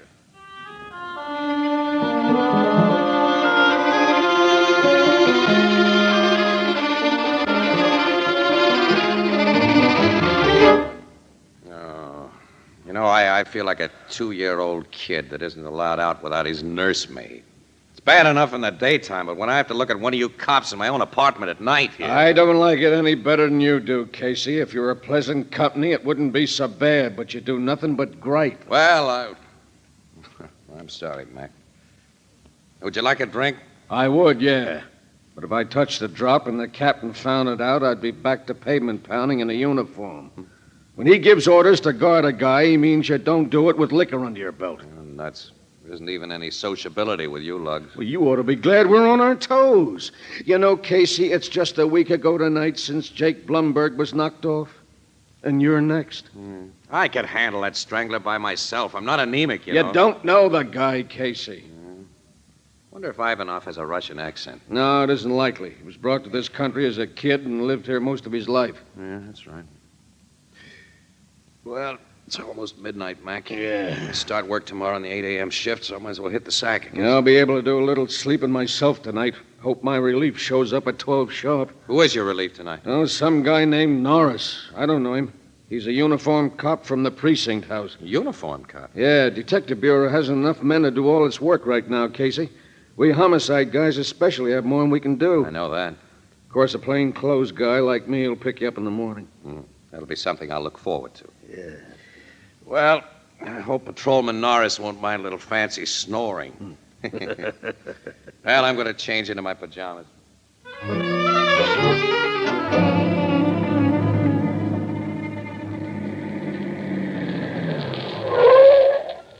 All right, this is the place, Norris. Casey's Apartments, 3B. Thanks for giving me a lift here, Lieutenant. It's all right, I was going this way. Now, remember your instructions, lad. No sleeping on this job. Keep your eyes open and your ears working. Anything happened to Casey while you're on duty, it'll be too bad for you.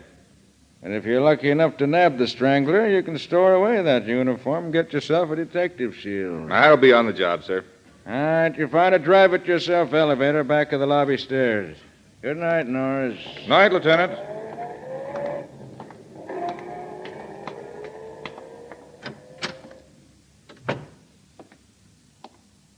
Good evening, officer. Evening. Going to Mr. Casey's apartment? Who wants to know? I'm a friend of his. Just left him. The detective with him said he was expecting his relief. Oh, I see. Here's the elevator. I just got out of it. Press number 3 button there. Oh, thanks. You went to sleep nice and quiet, officer. Hardly a sound. Now I'll take you to the roof and tie you up. You're big like me. Your uniform will fit me fine.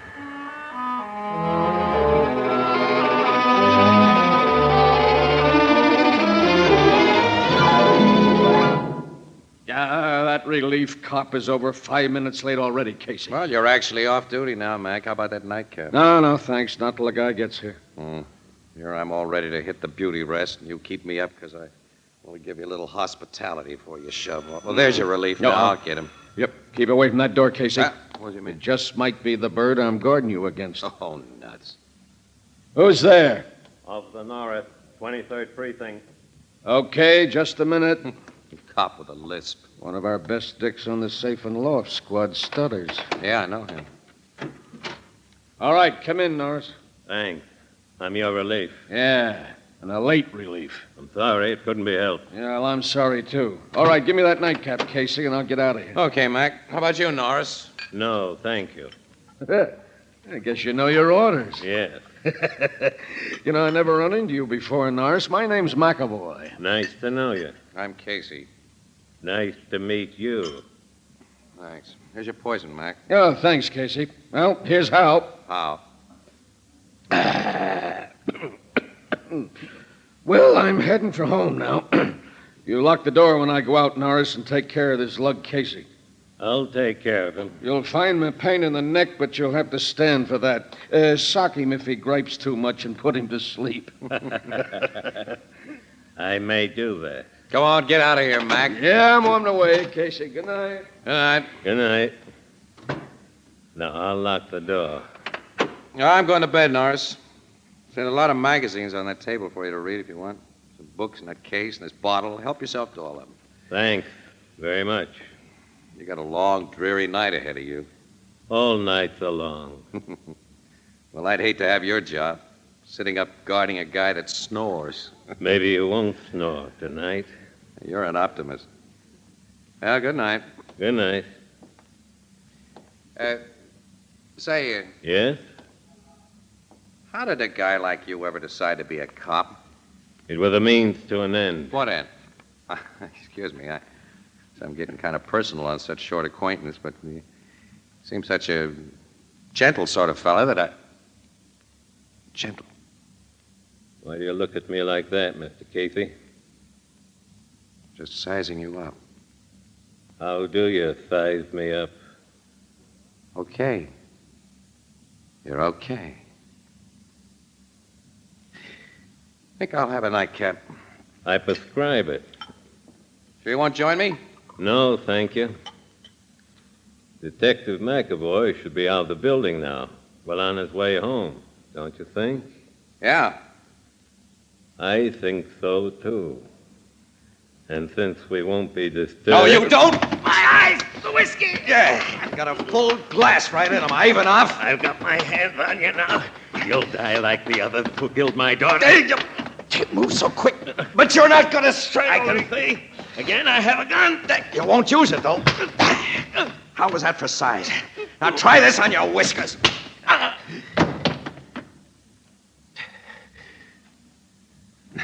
Boy, if you'd ever really gotten those big mitts of yours around my neck.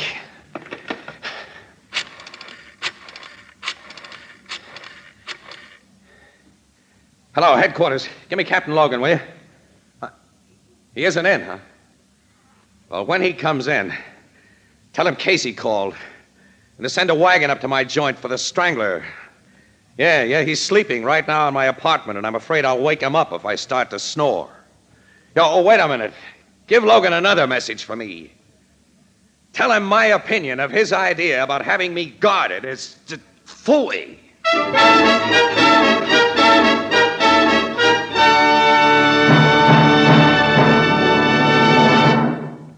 Breakfast time tomorrow morning is a long way off, and that makes breakfast just about the most important meal of the day.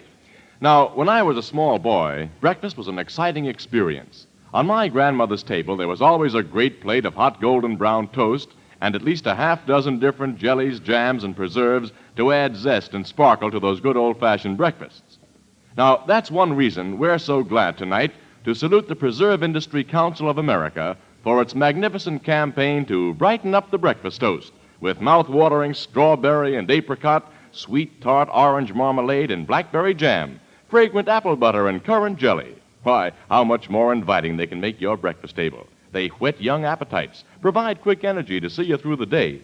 Practically all preserves come to you today in crystal clear sanitary glass containers. Anchor glass containers and modern anchor hocking sealing methods not only protect these superb products of tree and bush and vine more perfectly than any methods known to our grandparents, but they also provide a stimulating, colorful rainbow on the table. Always serve a variety of jams, jellies, and preserves at breakfast. Anchor glass containers and easy-to-remove Anchor caps are both products of Anchor Hocking, the most famous name in glass.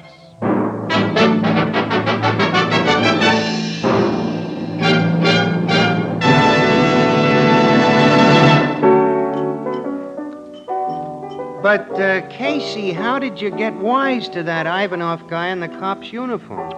His eyes were like a baby's, Ethelbert. They didn't focus. The eyes of mad people are often like that. Yeah. And Ivanov is as crazy as they come, poor devil. He's going to spend the rest of his life in a nut house. Of course, those funny eyes Pat Candido noticed put me on guard, you see.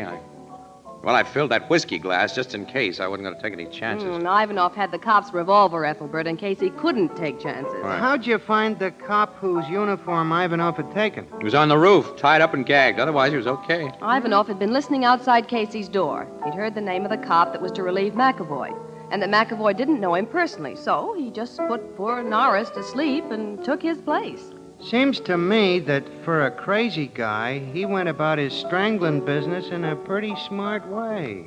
Well, insane people often have a very sane side, pal. And vice versa.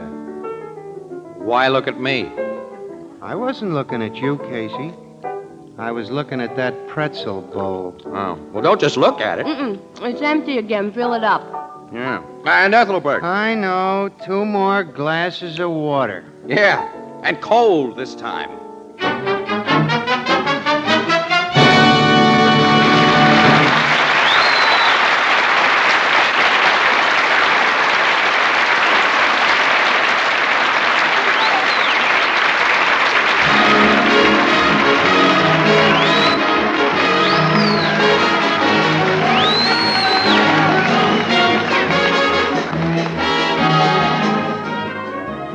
Crime Photographer, starring Stotts Cotsworth as Casey, is brought to you each Thursday by the Anchor Hocking Glass Corporation and is directed by John Dietz. The original music is by Archie Blyer, and the program features Miss Jan Miner as Anne and John Gibson as Ethelbert. Herman Chittison is the Blue Note pianist. Thursday night on CBS is the biggest show in town, so stay tuned for exciting dramatizations on Reader's Digest Radio Edition, which follows immediately over most of these stations. Next week, part of the country goes on daylight saving time. If your area remains on standard time, tune in your favorite radio program, Crime Photographer, 1 hour earlier.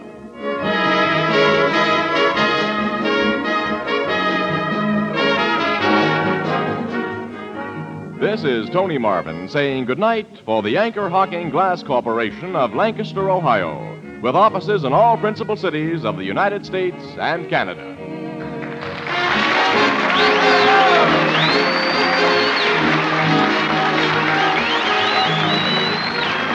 This is CBS, the Columbia Broadcasting System.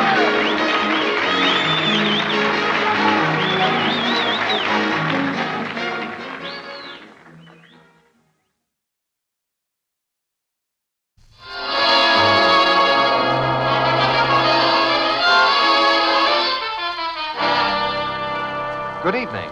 This is Ken Roberts inviting you to listen to another adventure of Casey, crime photographer. Ace cameraman who covers the crime news of a great city. Our adventure for tonight, the disappearance of Mr. Dizelle.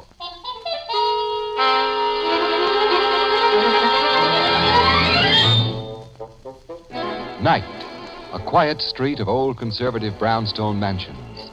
On one of them, a small bronze sign bears the modest legend, Adam Dizelle, dealer in rare books. Approaching this house, but on the opposite side of the street. Doggone, Luella, I enjoyed that movie. Them 2 fellas was funny.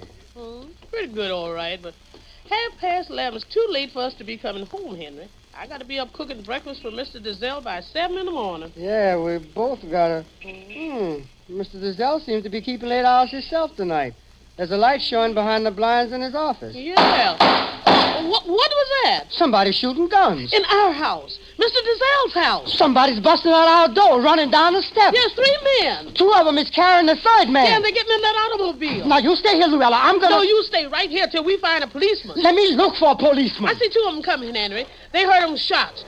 That car's getting away. Police! Police! All right, we're coming. What happened? 3 men in that black sedan, officer. We saw them come out and... I'll commandeer a car and go after them. Schultz, you see what the shooting was about. Okay, Sarge. The shooting was in our house, Mr. DeZelle's house. Hey, you come with me. We'll get inside. You 2 work for Mr. DeZelle, don't you? Yes, sir. We keep house for him and Mr. Lawrence. We live down in the basement. That front door's wide open. It sounded like them shots was fired in Mr. DeZelle's office. His office door's closed, Luella. Yeah, and it's locked, too. I'll bust it here. Yeah, that did it. Oh, there's blood on the floor there. Blood! And the office is empty. Where's Mr. DeZelle? What happened to Mr. DeZelle?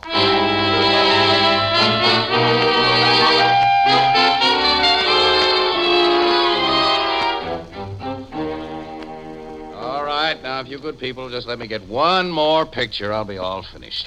Are all these pictures of Luella and me going to be in the papers, Mr. Casey? Well, the best ones will be. Now, hold it just like that. That's all. Thank you. You 2 can go now. You've told me all you can, I guess. We told you all we know, Captain Logan. Come on, Henry. Good night. Good night.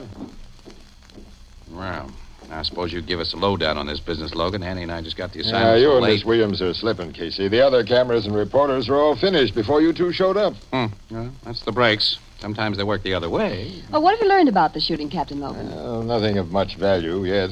A black sedan pulled away from here right after the shots were heard. One of the 3 men in that sedan was dragged or carried to it by the others. He was probably Adam DeZelle.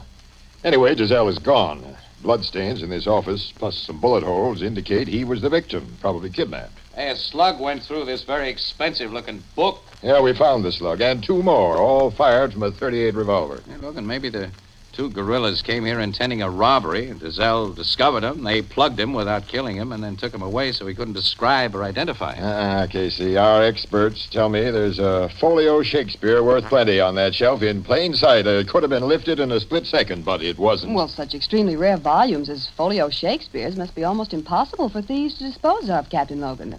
Ownership of every such book in existence is known. Miss Williams, book collecting in some instances is nothing less than a disease.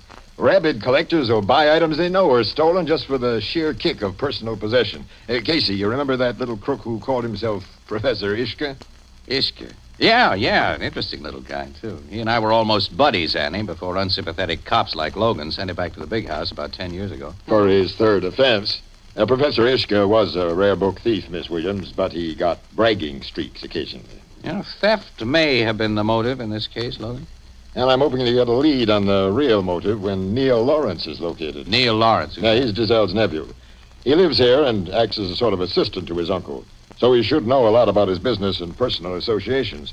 The servant you met told me that Lawrence left the house early this evening to go to the theater. DeZelle was all alone here then from about 8 p.m. on. Yeah. I see the lock on this office door is broken. The cop who got here right after the shooting found it locked, and he broke it. Wonder why the kidnappers bothered to lock it from the outside when they were in such a hurry. I've wondered about that. They must have taken the key away with them. We haven't been able to find it. It's the only door. The walls are solid bookshelves from floor to ceiling, except for those 2 windows facing the street. And those windows were locked from inside. DeZelle's visitors got in through that door. Well, he must have admitted him then. And because he knew him, since they came long after business hours. Yeah, I think he knew him. Captain Logan's in your uncle's shop, Mr. Lawrence. He'll tell you all about it. Lawrence is here. Thank you, officer. I'll go in. Now, come right in, Mr. Lawrence. I've been waiting for you. I'm Captain Logan, Homicide Bureau. One of your men outside just told me... I'm sorry you came home to such bad news. He gave me no details, Captain. What happened? First, I must ask you some routine questions. I'm told you went to the theater tonight. Yes, the Globe. Later, we had a few drinks and steak at the Bristol Club. I just came from there. By we, you mean a young lady was with you? No.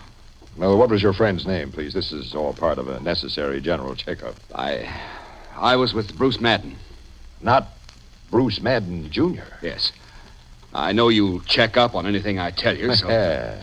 I've met Bruce Madden, Jr. professionally when he tried to extort money from his wealthy father.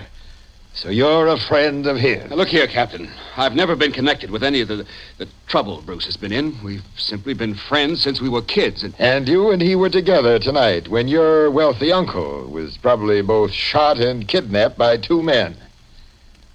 Sit down, Mr. Lawrence. I'm going to ask you some questions that aren't just routine.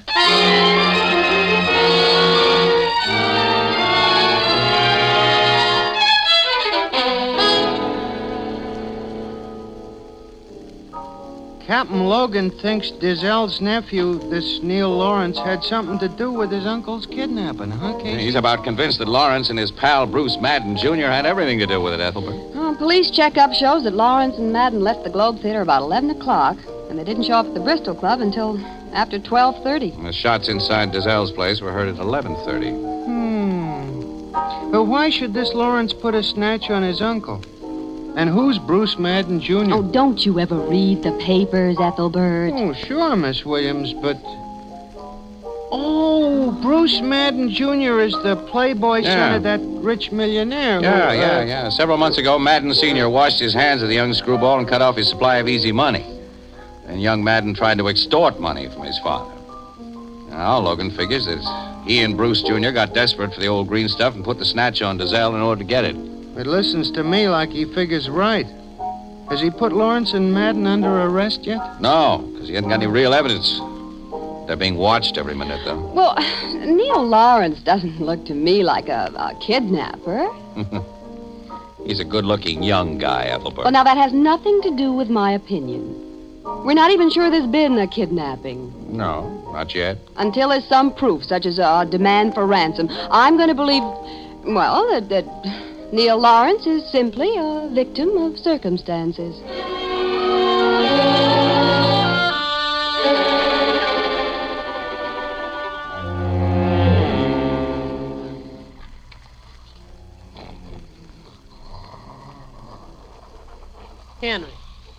Henry.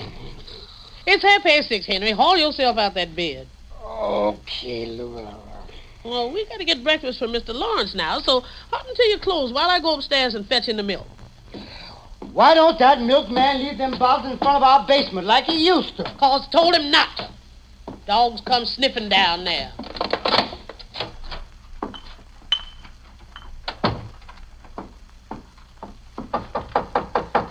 Mr. Lawrence? Yes, Luella?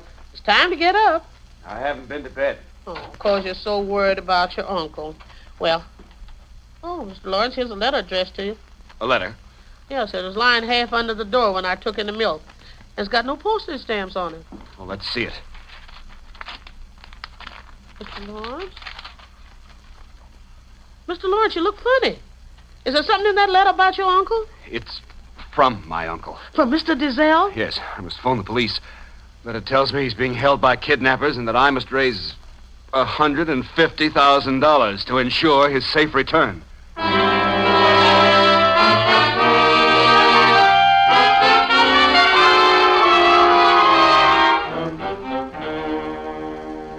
Yeah, you and Miss Williams can look at the ransom letter, Casey, but not a line about it in your paper until I say okay. It's off the record, Logan. Mm-hmm.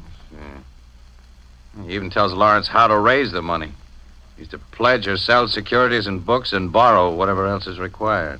You sure this letter is in Dizel's handwriting? It's authentic. We've checked on that. And someone came here during the night and stuck it under the front door. Miss Williams, Lawrence stuck it under the door from inside.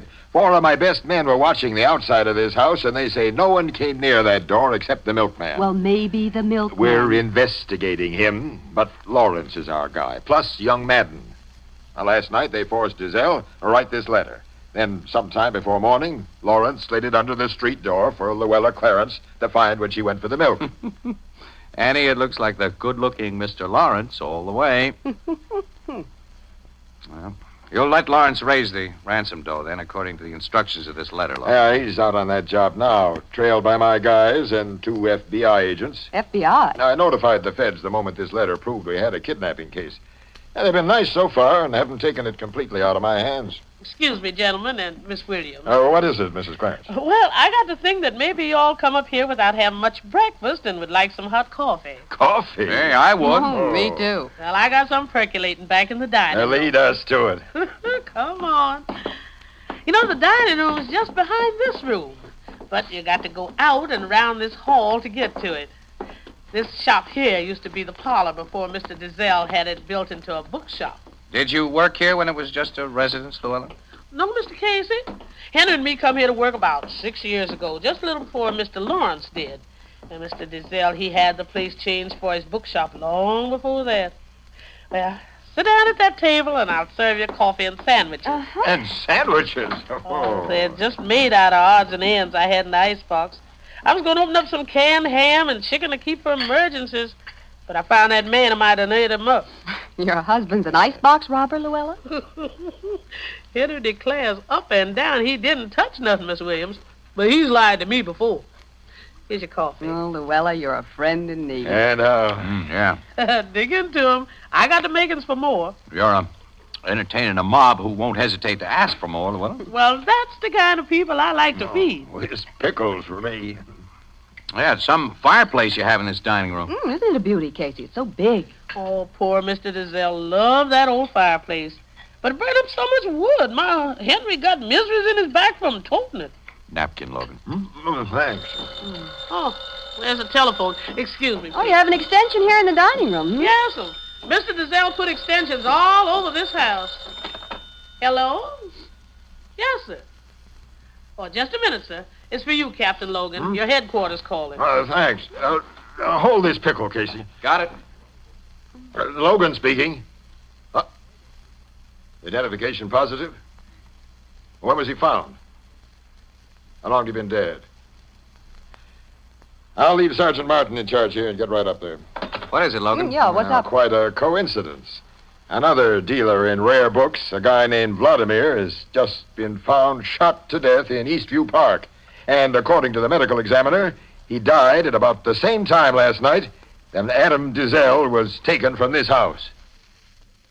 And to make the coincidence more coincidental, Ethelbert, it appears that this second book dealer, Vladimir, was killed with a .38 slug of the same type used in the Dizelle shooting. And he wasn't killed at the spot in Eastview Park where his body was found. No, the medical examiner says that the corpse was thrown out of a moving automobile. What kind of a book dealer was this Vladimir? About as different from Dizelle as a piece of glass is different from a diamond. Dizelle's a big timer with an A1 record, while this Vladimir character has been indicted several times for having stolen books in his possession.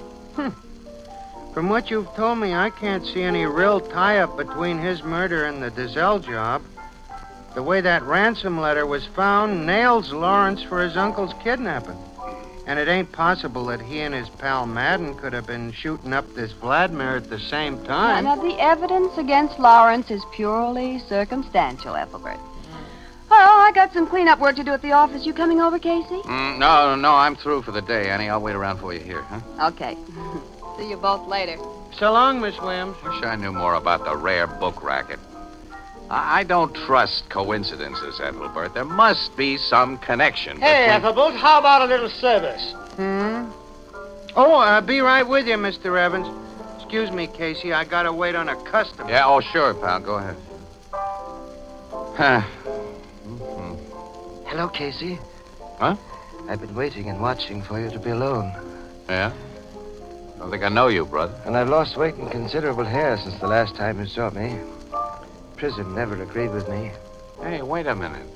You're the guy that used to call yourself Professor Ishka. Yes, quite. Well. When'd you get out? I'm glad to see you. Only last week. What do you know? Captain Logan and I were talking about you only a few days ago. Running into you now, Professor, is like the answer to a prayer. This meeting is not accidental, Casey. I've been trying to reach you all day. Yeah? Why should you want to? I want to talk to you about Adam Dizelle and Paul Vladimir. Uh-huh. Well, coincidences do happen. What do you know about those two? I was in their racket. Yes, I remember. But you may not recollect a stolen autographed copy of the first and only edition of Mrs. Browning's Sonnets by E.B.B. was responsible for my most recent experience as a guest of the state. Yeah, it's because I recollected your specific talents. Wait, there's a vacant table in that corner. It'll be just as well if certain people don't see me with you, so I'll talk fast. Okay, go ahead. Casey, I'm not a stoolie, so I can't go to the police. But I've got to get a guy, and you can help me. Talk straight, Professor. Is this straight? Paul Vladimir was my brother. Huh? And Adam Dazelle killed him. Dazelle killed Vladimir? Yes. Casey, the rich and respectable Adam Dazelle, the reliable expert, has been the biggest fence in the hot book racket for 20 years. You on the level? 100%. Dazelle has also been the biggest double-crosser in the racket. My brother Paul and two other gentlemen, whose names you don't have to know, went to his place to collect for some hot stuff they'd passed him on consignment. He'd sold the stuff, but he refused to pay. He'd attempted that sort of thing before. Paul swung a punch at him.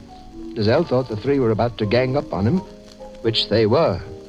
So he pulled a gun and began shooting. Paul got a bullet in the chest. The others carried him out and went away fast. It was Vladimir, not Dazelle, who was taken away in that black sedan. Yes. When Paul died in the car, his friends couldn't risk being found with his body. They had to dump him in the park. What happened to Dazelle after the shooting? He took a run out, of course. There wasn't any kidnapping. Why have you told me this? Casey, I'm an ex-convict. My word is worth nothing to the police. And, to preserve my criminal standing, of course, I don't dare talk to him anyway. I don't know where Dazelle is hiding out, but with the information I've given you, I think you can find him and see that he pays for the killing of my brother.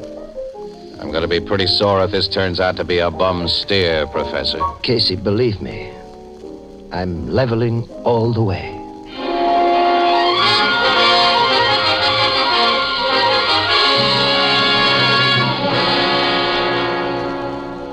I can't tell you who told me this, Logan, but I'm convinced the story's a straight one. And if it is, Dazelle's deliberately playing up his supposed kidnapping in order to collect $150,000, so he'll be well heeled when he starts for South America or wherever he plans his permanent hideout. Sure, and his nephew's probably in on the deal. Yeah, but if Dazelle was dealing in stolen books, we should have found some in his house, and we didn't. And he must have another joint somewhere. Maybe that's where he's keeping under cover right now. Yeah. Well, we'll just sit tight till he sends instructions as to how to pay over. Oh, nuts, that phone of mine never stops. Homicide Bureau, Captain Logan. Yes, Sergeant. Yeah? Where'd you find it? No, don't open it. I want to see it exactly as you found it. I'll be right up there. Come on, Casey. We're heading for Dazelle's house. What? One of my guys on duty there just found a sealed envelope addressed to Neil Lawrence lying on the sidewalk in front of Dazelle's place. This may be the instructions as to how to pay that ransom.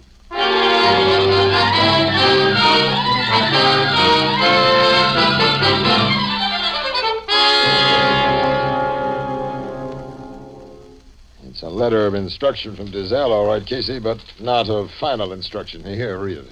My dear nephew, my captors demand that you bring the $150,000 I have begged you to raise to my house by tomorrow at the latest. There, it must be kept in readiness for instant delivery. Logan, come outside with me. I want to ask you, Sergeant, something. What? Come on, will you? Hey, Sergeant. Yeah, Casey?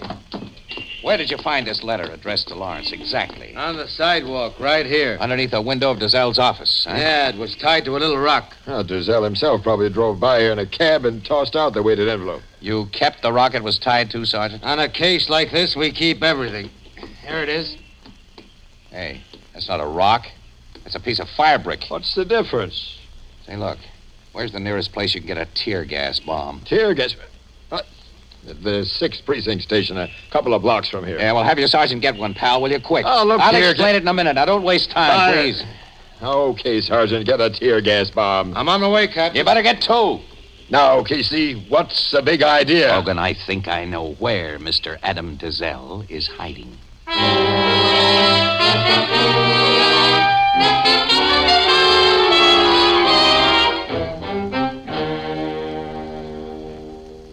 Casey, if you're right about this, and I'll give you my shield, and you can teach me how to operate a press camera.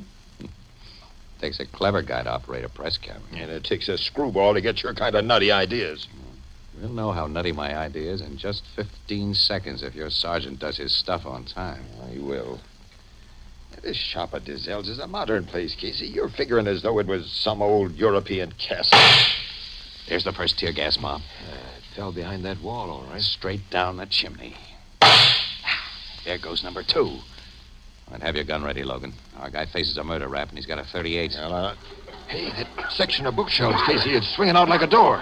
Yes, and our kidnapped book dealer is coming from behind him. Drop that gun, Dizell, and stick up your hands. All right, but let me get air. Oh, that gas. Let me get air. Let's all get fresh air, Logan. Tear gas has filled this room. Logan, I haven't cried so much since the Dodgers... Well, you know.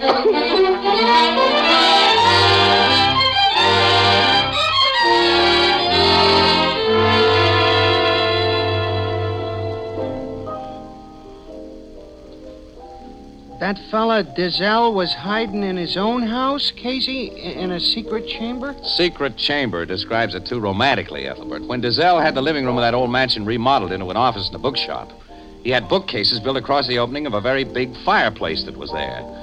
And that section of bookcase was hinged like a door. And the fireplace behind it gave him a handy and altogether hidden little room in which to store stolen books. And when he suddenly needed a hiding place for himself, well, he had it. He got plenty of air through the chimney, and at night he sneaked into the kitchen and got supplies of food and water. And he planted the ransom note under the door himself. And his housekeeper told us that she thought her husband was robbing the icebox. When did you start to get wise to the setup, Casey? Not until long after I should have been. I'd noticed a big fireplace in the dining room and wondered why there wasn't one in the original parlor. And the door of the bookshop was found locked after the shooting, and I'd wondered why guys leaving in such a hurry had bothered to lock it. And Dizell had locked it, Ethelbert, to make sure no one could get in before he'd opened and closed his secret chamber. And he's confessed that his nephew had no part in the affair at all. Everything finally added up when Logan said that Lawrence had put the dough in Dizell's office safe. That was a logical place to put it, and it suddenly hit me that was what Dizell figured and wanted, so he could come out and get it. Then when I saw the piece of fire brick that had been tied to the second ransom letter, I knew my total was right. Yeah, but how did he figure he'd get away with that money when there was cops all around the place? Well, he meant to climb up the flue of the big chimney and make his getaway over the roofs of adjoining houses. Well, Annie, how about taking you home now? Well, not tonight, Casey. I have I have a date with Mr. Lawrence. Huh? I knew he couldn't be a kidnapper. Hey. Casey looks like he ain't so sure about that, Miss Williams. Not so sure.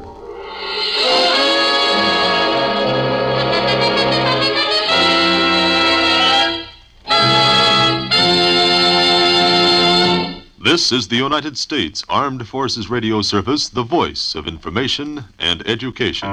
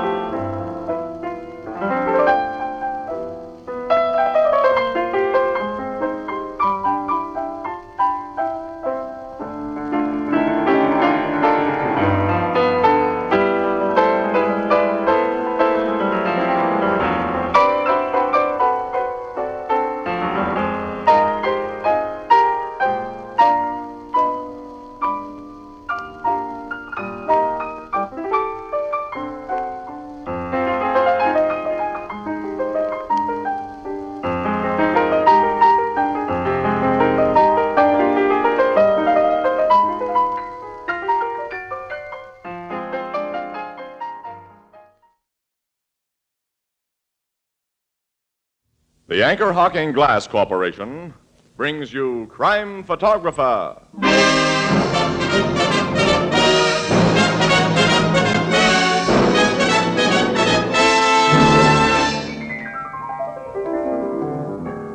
hello, Miss Williams. Casey? Hi, Ethelbert. Ethelbert, do you know what Casey just wanted to do? What, Miss Williams? Well, they just put in a fresh cement sidewalk next door, and Casey wanted to stop and write his name in it. He'll never grow up. Well, Casey's a great name. Oh, well, I'll go you one better than that. Oh, hello, Mr. Marvin. Sure. What about Anchor Hawking? You know, Anchor Hawking is a great name in glass.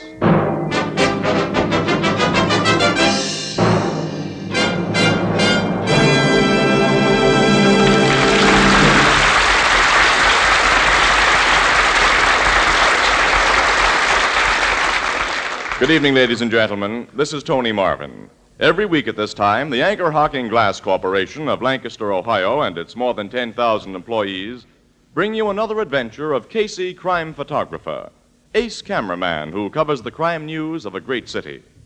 Written by Alonzo Dean Cole.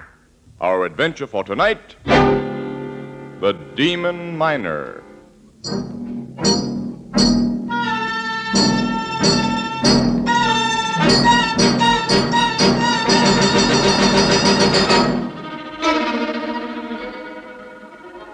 Morning. A desolate little graveyard. In the distance, beyond the gray tombstones, can be seen the stark outlines of a towering coal breaker and row upon row of coal miners' cottages. Shivering in the cold rain, a small group of men stand bareheaded. Won't be long now, Eddie. No, Frank. In a couple of minutes, they'll start shoveling dirt on poor Joe's coffin. This is the 6th time in just the last 2 months that you and me have come to the graveyard to watch a guy we've worked with put away. I'm thinking of that, Frank. I've known plenty of accidents to happen, but when 6 in a row get killed by falling roof rock, one right after another in the same mine level, well, it makes you wonder. Yeah, especially when you're cutting out coal in that level yourself like we are. Some of the guys say there's a hoodoo on Bristol level, Eddie. Old Gus Hapsel says there's worse than that. I've heard what that guy says, but that old guy's crazy. You think so, huh? Huh? Oh, hello, Gus.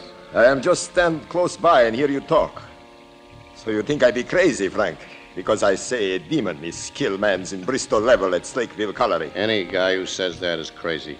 You do not know what we of whole country know. I was talking to a Welchman the other night, Frank, and he said when he comes from plenty of miners, there's something funny that happens underground. Spirits called knockers and spriggans and demon miners. Oh, nuts. He says this demon miner works with a pick about 10 times the size of ours, a pick that makes a big hollow sound. And when guys hear it, it means someone's gonna die. I have heard that pick in Bristol level. Also, I have seen the demon there. I still say nuts. It was when Nick Tanofsky got killed. I'm working place next to Nick. All at once I hear big thump, thump, thump. And I hear Nick yell. I run quick from my place to see what happened. And in the tunnel, number 5 tunnel, I see demon. He's dressed like miner, but his face is white. White? Yeah. He have big fat cheeks, not like a man's. You tell that hooey to somebody else. All right, you be wise guy. But remember what I tell you. Someday in the mine, you will hear and see the demon miner.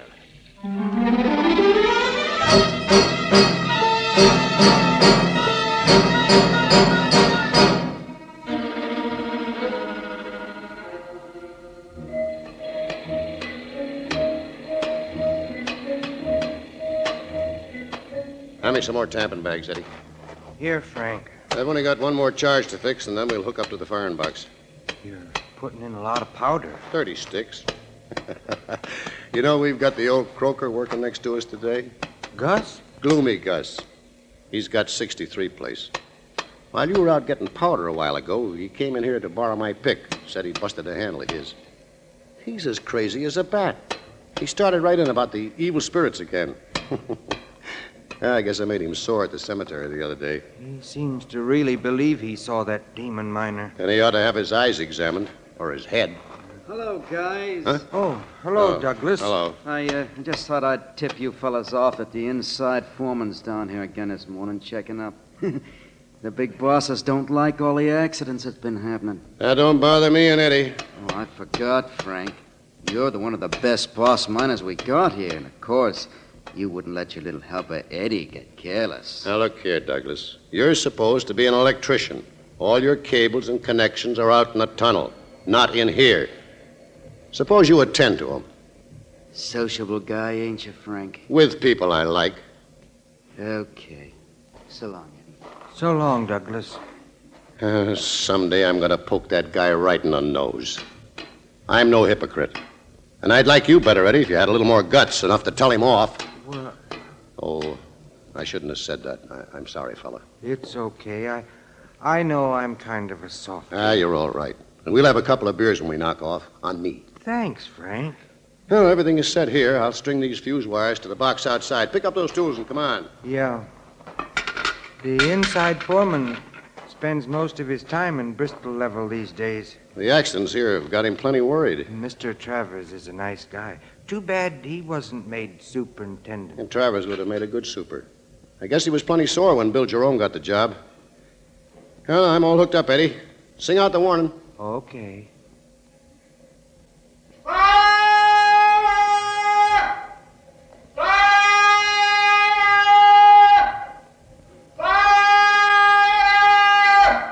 Here she goes.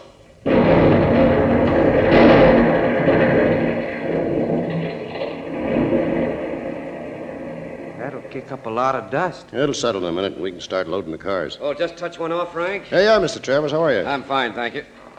How are you, Eddie? Okay, Mr. Travers. You fellas seen that electrician Douglas around here? Just a few minutes ago. He went down tunnel number 5. Oh, thanks. I want him to do a job. Yeah. Frank. Yeah? You and Eddie are always careful to test roof rock after you blast. Oh, sure, Mr. Travers. Okay. I'll see you later. He's worried, all right. Yeah, I bet he ain't as worried as that new super is. Jerome's the guy the big bosses hold responsible for production. And that's dropped off plenty on account of them accidents. Yeah. A lot of guys are superstitious. They won't work in Bristol level anymore. Croaking old gloomy Gus has had a lot to do with that. Oh, the dust should be settled by now. Let's go back. Okay. Hand me that safety lantern. It burns all right. No gases here. Coal broke up nice. Gus has my pick. Get it from him, Eddie. I'll use yours to sound the roof rock while you're gone. I'll get your pick from Gus. Well, solid here. This is okay. That chunk has to come off. Everything looks all right now. What was that? Look, what makes that knocking? Hey, who are you coming in here? That white face. The wizard doing good. Don't!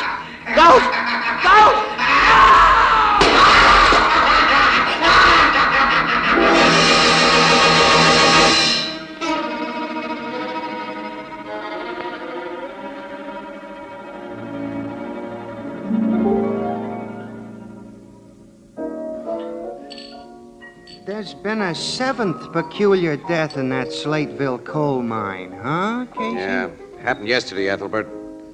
Miner named Frank Adams was killed. Apparently by a piece of falling roof rock, like the other men before him. Yeah, and a few minutes ago, City Desk gave Annie and me an assignment to go to Slateville and look around. Mm-hmm. We're taking an early train tomorrow. Want to come along, Ethelbert? Who, me? After last week, I've had enough excitement. Oh, you're a softy. You'll write up the story, Miss Williams, and Casey'll take pictures, huh? Oh, no, our assignment's a little bigger than that this time, Ethelbert. Yeah?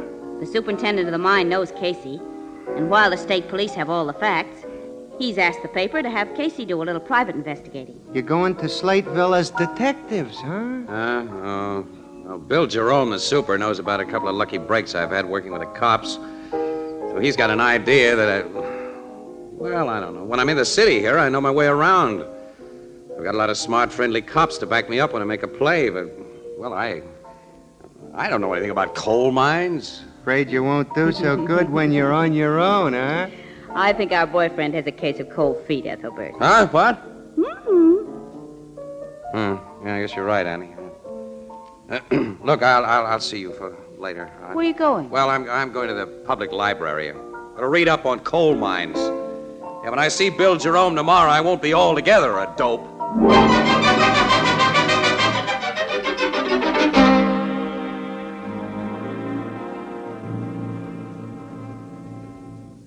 Well, Casey, this latest roof rock accident differed from the previous ones in an important particular. Frank Adams lived long enough to mumble a few words. Yeah? What were they, Bill? White-face demon miner. Demon miner. Say anything else?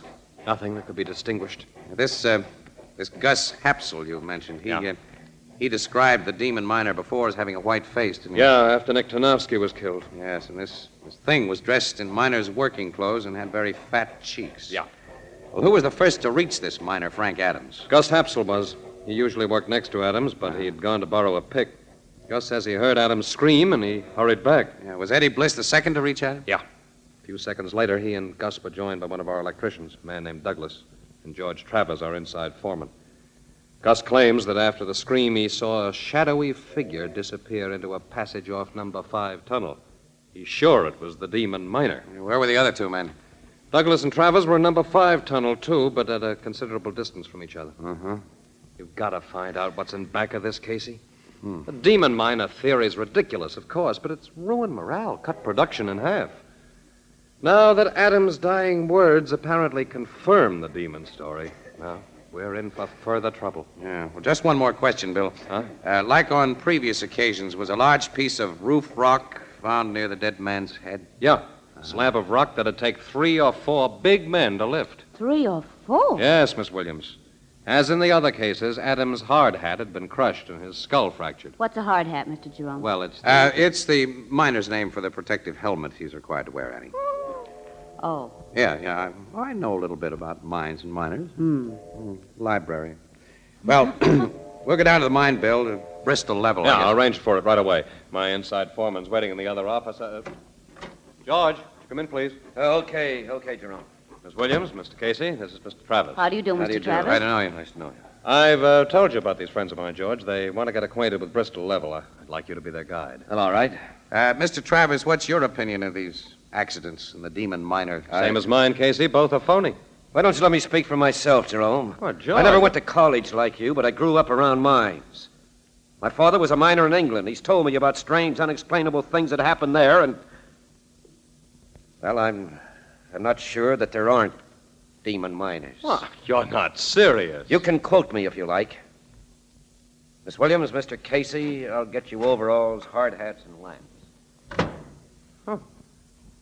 Travers is a nice fellow, Casey, but he thought he should have had the job I got. I see. Yes. I want to become better acquainted with Travers. Yeah. Meet Douglas, Eddie Bliss, and old Gus.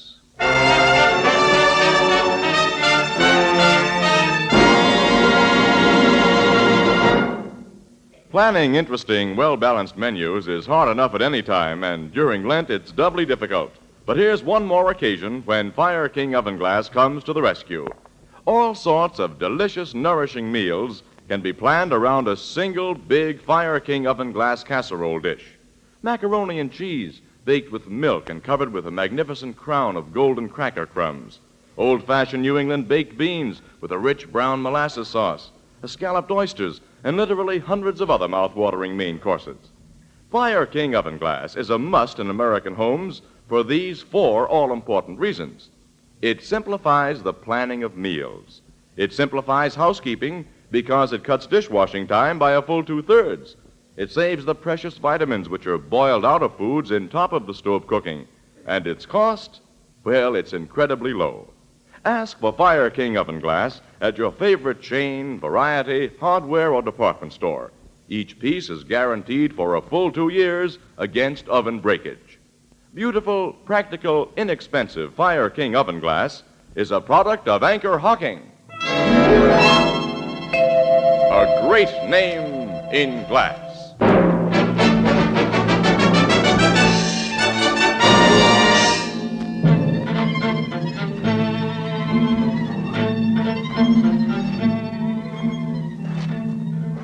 Now, the place where Frank Adams was killed is only a few hundred feet ahead now, Mr. Casey. Ooh. Well, we've really been... Golly, I never dreamed that coal mines had telephones in them and electric lights. The lights aren't very bright. Well, that's because coal dust settles on them. Yeah. Well, where's the passage that Gus said this demon miner went into? Over there. You can see it leading off just ahead. Oh? Frank's place is right here. In that dark hole? Yes, Miss Williams. You must depend on our cap lights alone when we go in there. Well, let's go in. Here, Annie, I'll help you. It's kind of rough going. Okay, thanks. Now, Frank and his helper had just blasted a face before he was killed. Naturally, the coals heaped all over. Jerome gave orders not to let anything be touched. Here we are. Yeah. Show me where you found the dead guy. There.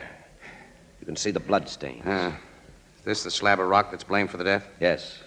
Must weigh half a ton, Casey. Yeah, at least. That you in there, Travers? Yes, who? It's me, Douglas. The Oh. super phoned down for me to meet you here. Where's Eddie Bliss and old Gus? How should I know? They supposed to be here, too? Yeah. Well, this is Miss Williams and Mr. Casey. Bert Douglas. How you doing, Mr. Douglas? Look, if you're a cop, Mr. Casey, I might as well tell you right now. I don't know anything about those accidents. You think they've been accidents, Douglas? Well, I certainly don't believe in that demon miner stuff. Maybe you have more sense if you do believe. Well, here's old gloomy Gus and Helper Eddie. Hello, Mr. Travers. Hello, Douglas. Gus and I just got a message. Mr. Casey here and Miss Williams want to have a talk with all of you. Eddie Bliss and Gus Hapsel. How do you do?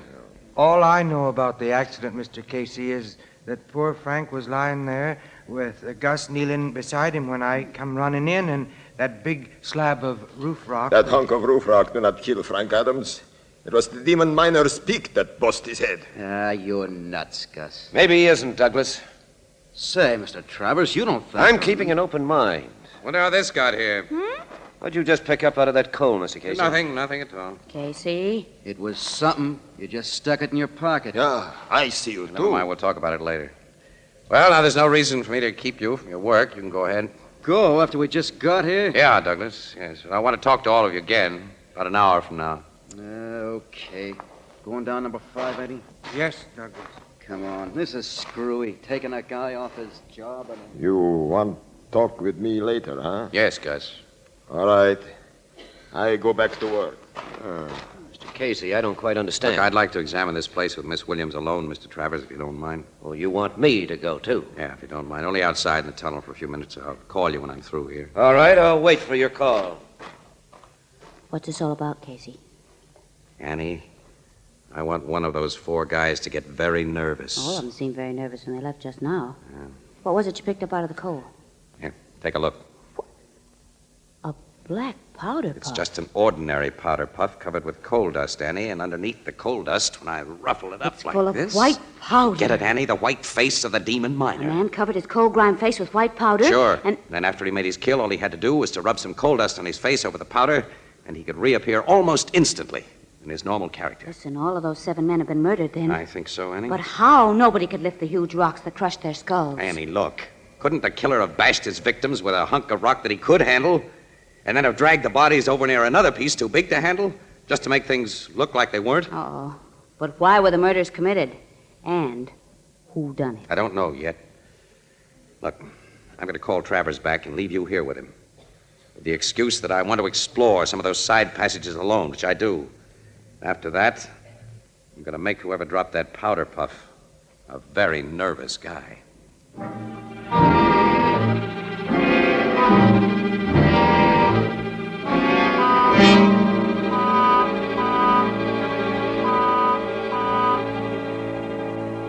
Oh, so you're back, Mr. Casey. Yes, sorry, Travers. I had to keep you and Miss Williams waiting over an Oh, hour. the time but I had passed a- very quickly, Casey. Huh? Mr. Travers here has been furthering my education about coal mines. That's good. Mr. Travers, I'm going to throw a question at you. If the recent deaths here were really murders, whom would you suspect of committing them? I think the man you should investigate is Douglas. Huh? Why? Well, he's always got a chip on his shoulder. He doesn't like anybody. Nobody likes him. Have you got anything real on Douglas? No. Okay, well, look, would you bring him in here, and old Gus and Eddie Bliss? I'd like to talk to all of you together. All right, I'll be back with him just as soon as possible. Annie, these boys seem to be playing a game, you know that? Each one trying to throw suspicion on the other. Did you learn anything worthwhile from the others? No.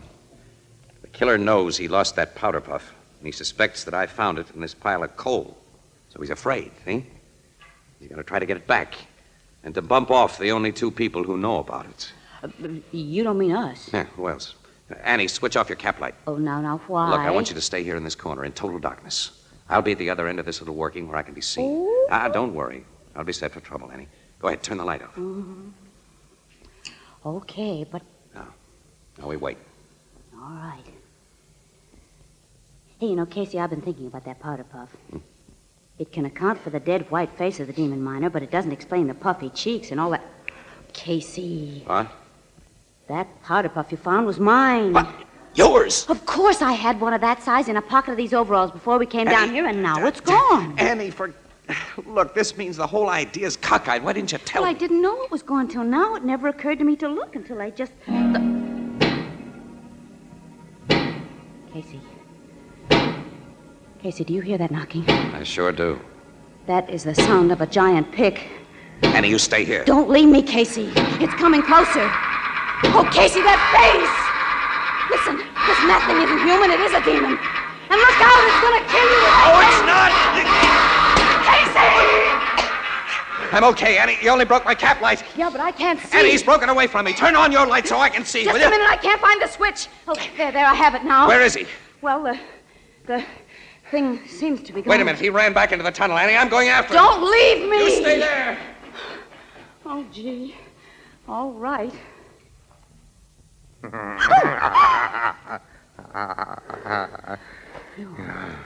I didn't run into You the what? tunnel. I was behind this pile of coal. Did you come any closer to me? Keep away. Don't!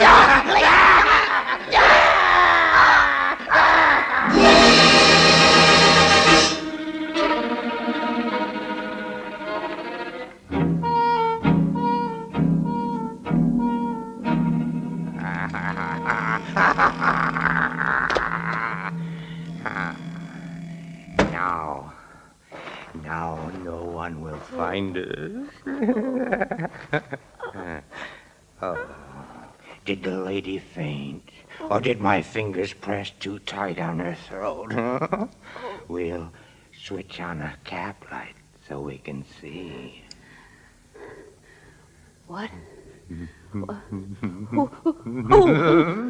lady's afraid when she sees my face. Where have you brought me? To an old working of the mine that's boarded up. No one but me knows that the boards can be moved like a door. I fixed them that way. You're a man. You're not anything supernatural. Look at me. These big cheeks, just wide-mouthed. Your friend Casey was trying to trap me, but he won't trap me. And to pay him for his meddling, you are going to die. No! Yes, after you're dead, he'll feel the pick in his skull. Only it's not a pick I use. It's a heavy rock. Like this. Don't, please, don't. He won't. It's okay, kid. I got our demon miner right on the button. I spotted this place when I was snooping around a while ago. Casey, you know you got here just in time. Seems I did. Yeah, that rat's coming too. Let's have a look at it. Well. Let me go. Casey, it's Eddie Bliss. Yeah. Meek little Eddie. Yes. Me. Little Eddie. A guy without guts. That's what chumps have always taught me.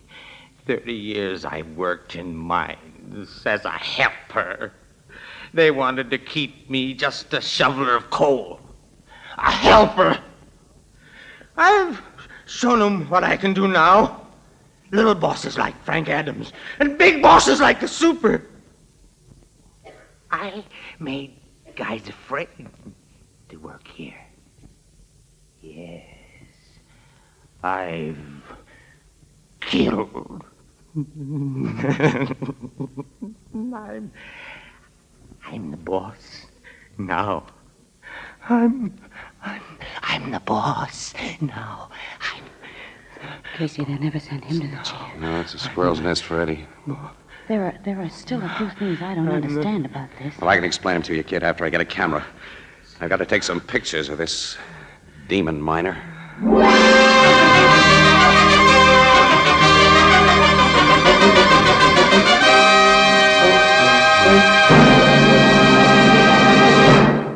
You know, I was brought up on a farm, and we used to figure we were pretty lucky, particularly when we thought of the people who lived in the cities. Why, all year round we enjoyed fresh food. Fish from the lake below our farmhouse, caught through the ice in the wintertime, and fresh vegetables from the vegetable cellar, magnificent hams and sausages during the slaughtering time after Christmas.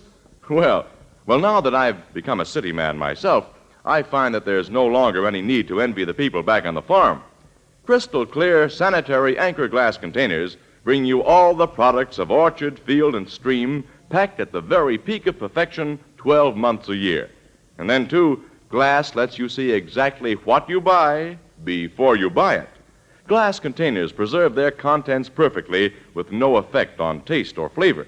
They're easy and safe to open and can be resealed to protect the unused portions. Anchor glass containers and easy-to-remove Anchor vacuum caps, so widely used for the packaging of foods of all kinds, are products of Anchor Hocking. A great name in glass.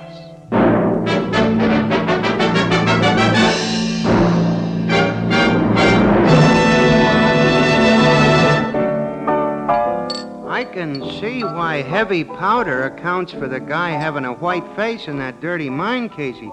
But how did he make his cheeks so wide? Well, that was simple, Ethelbert. He used an old kid trick, stuffed a couple of walnuts in his mouth. Which, of course, bulged out his cheeks, widened his mouth, and distorted his voice. But when Casey hit him... Yeah, he coughed him out. There's one more thing. The sound of that giant pick you heard. Well, Eddie made that sound by bumping a rock drill against a wall.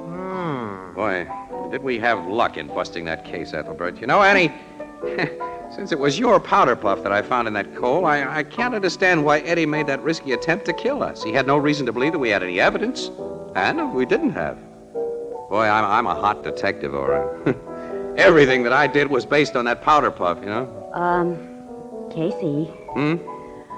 I have a confession to make. What's that? I found my powder puff in my coat pocket. I didn't even take it in the mine. You didn't? Nope. Ethelbert, what's this stuff I hear about a small-timer called Sherlock Holmes?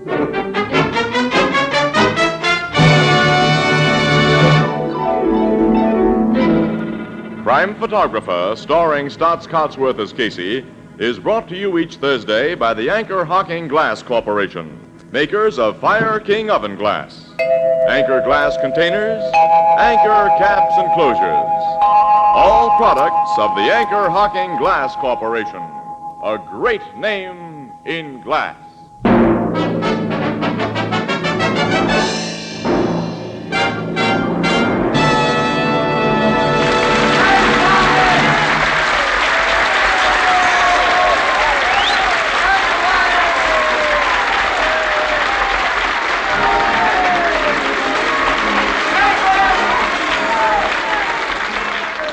Crime Photographer is directed by John Dietz and features Miss Leslie Woods as Anne and John Gibson as Ethelbert. Eddie was played by Ted Osborne.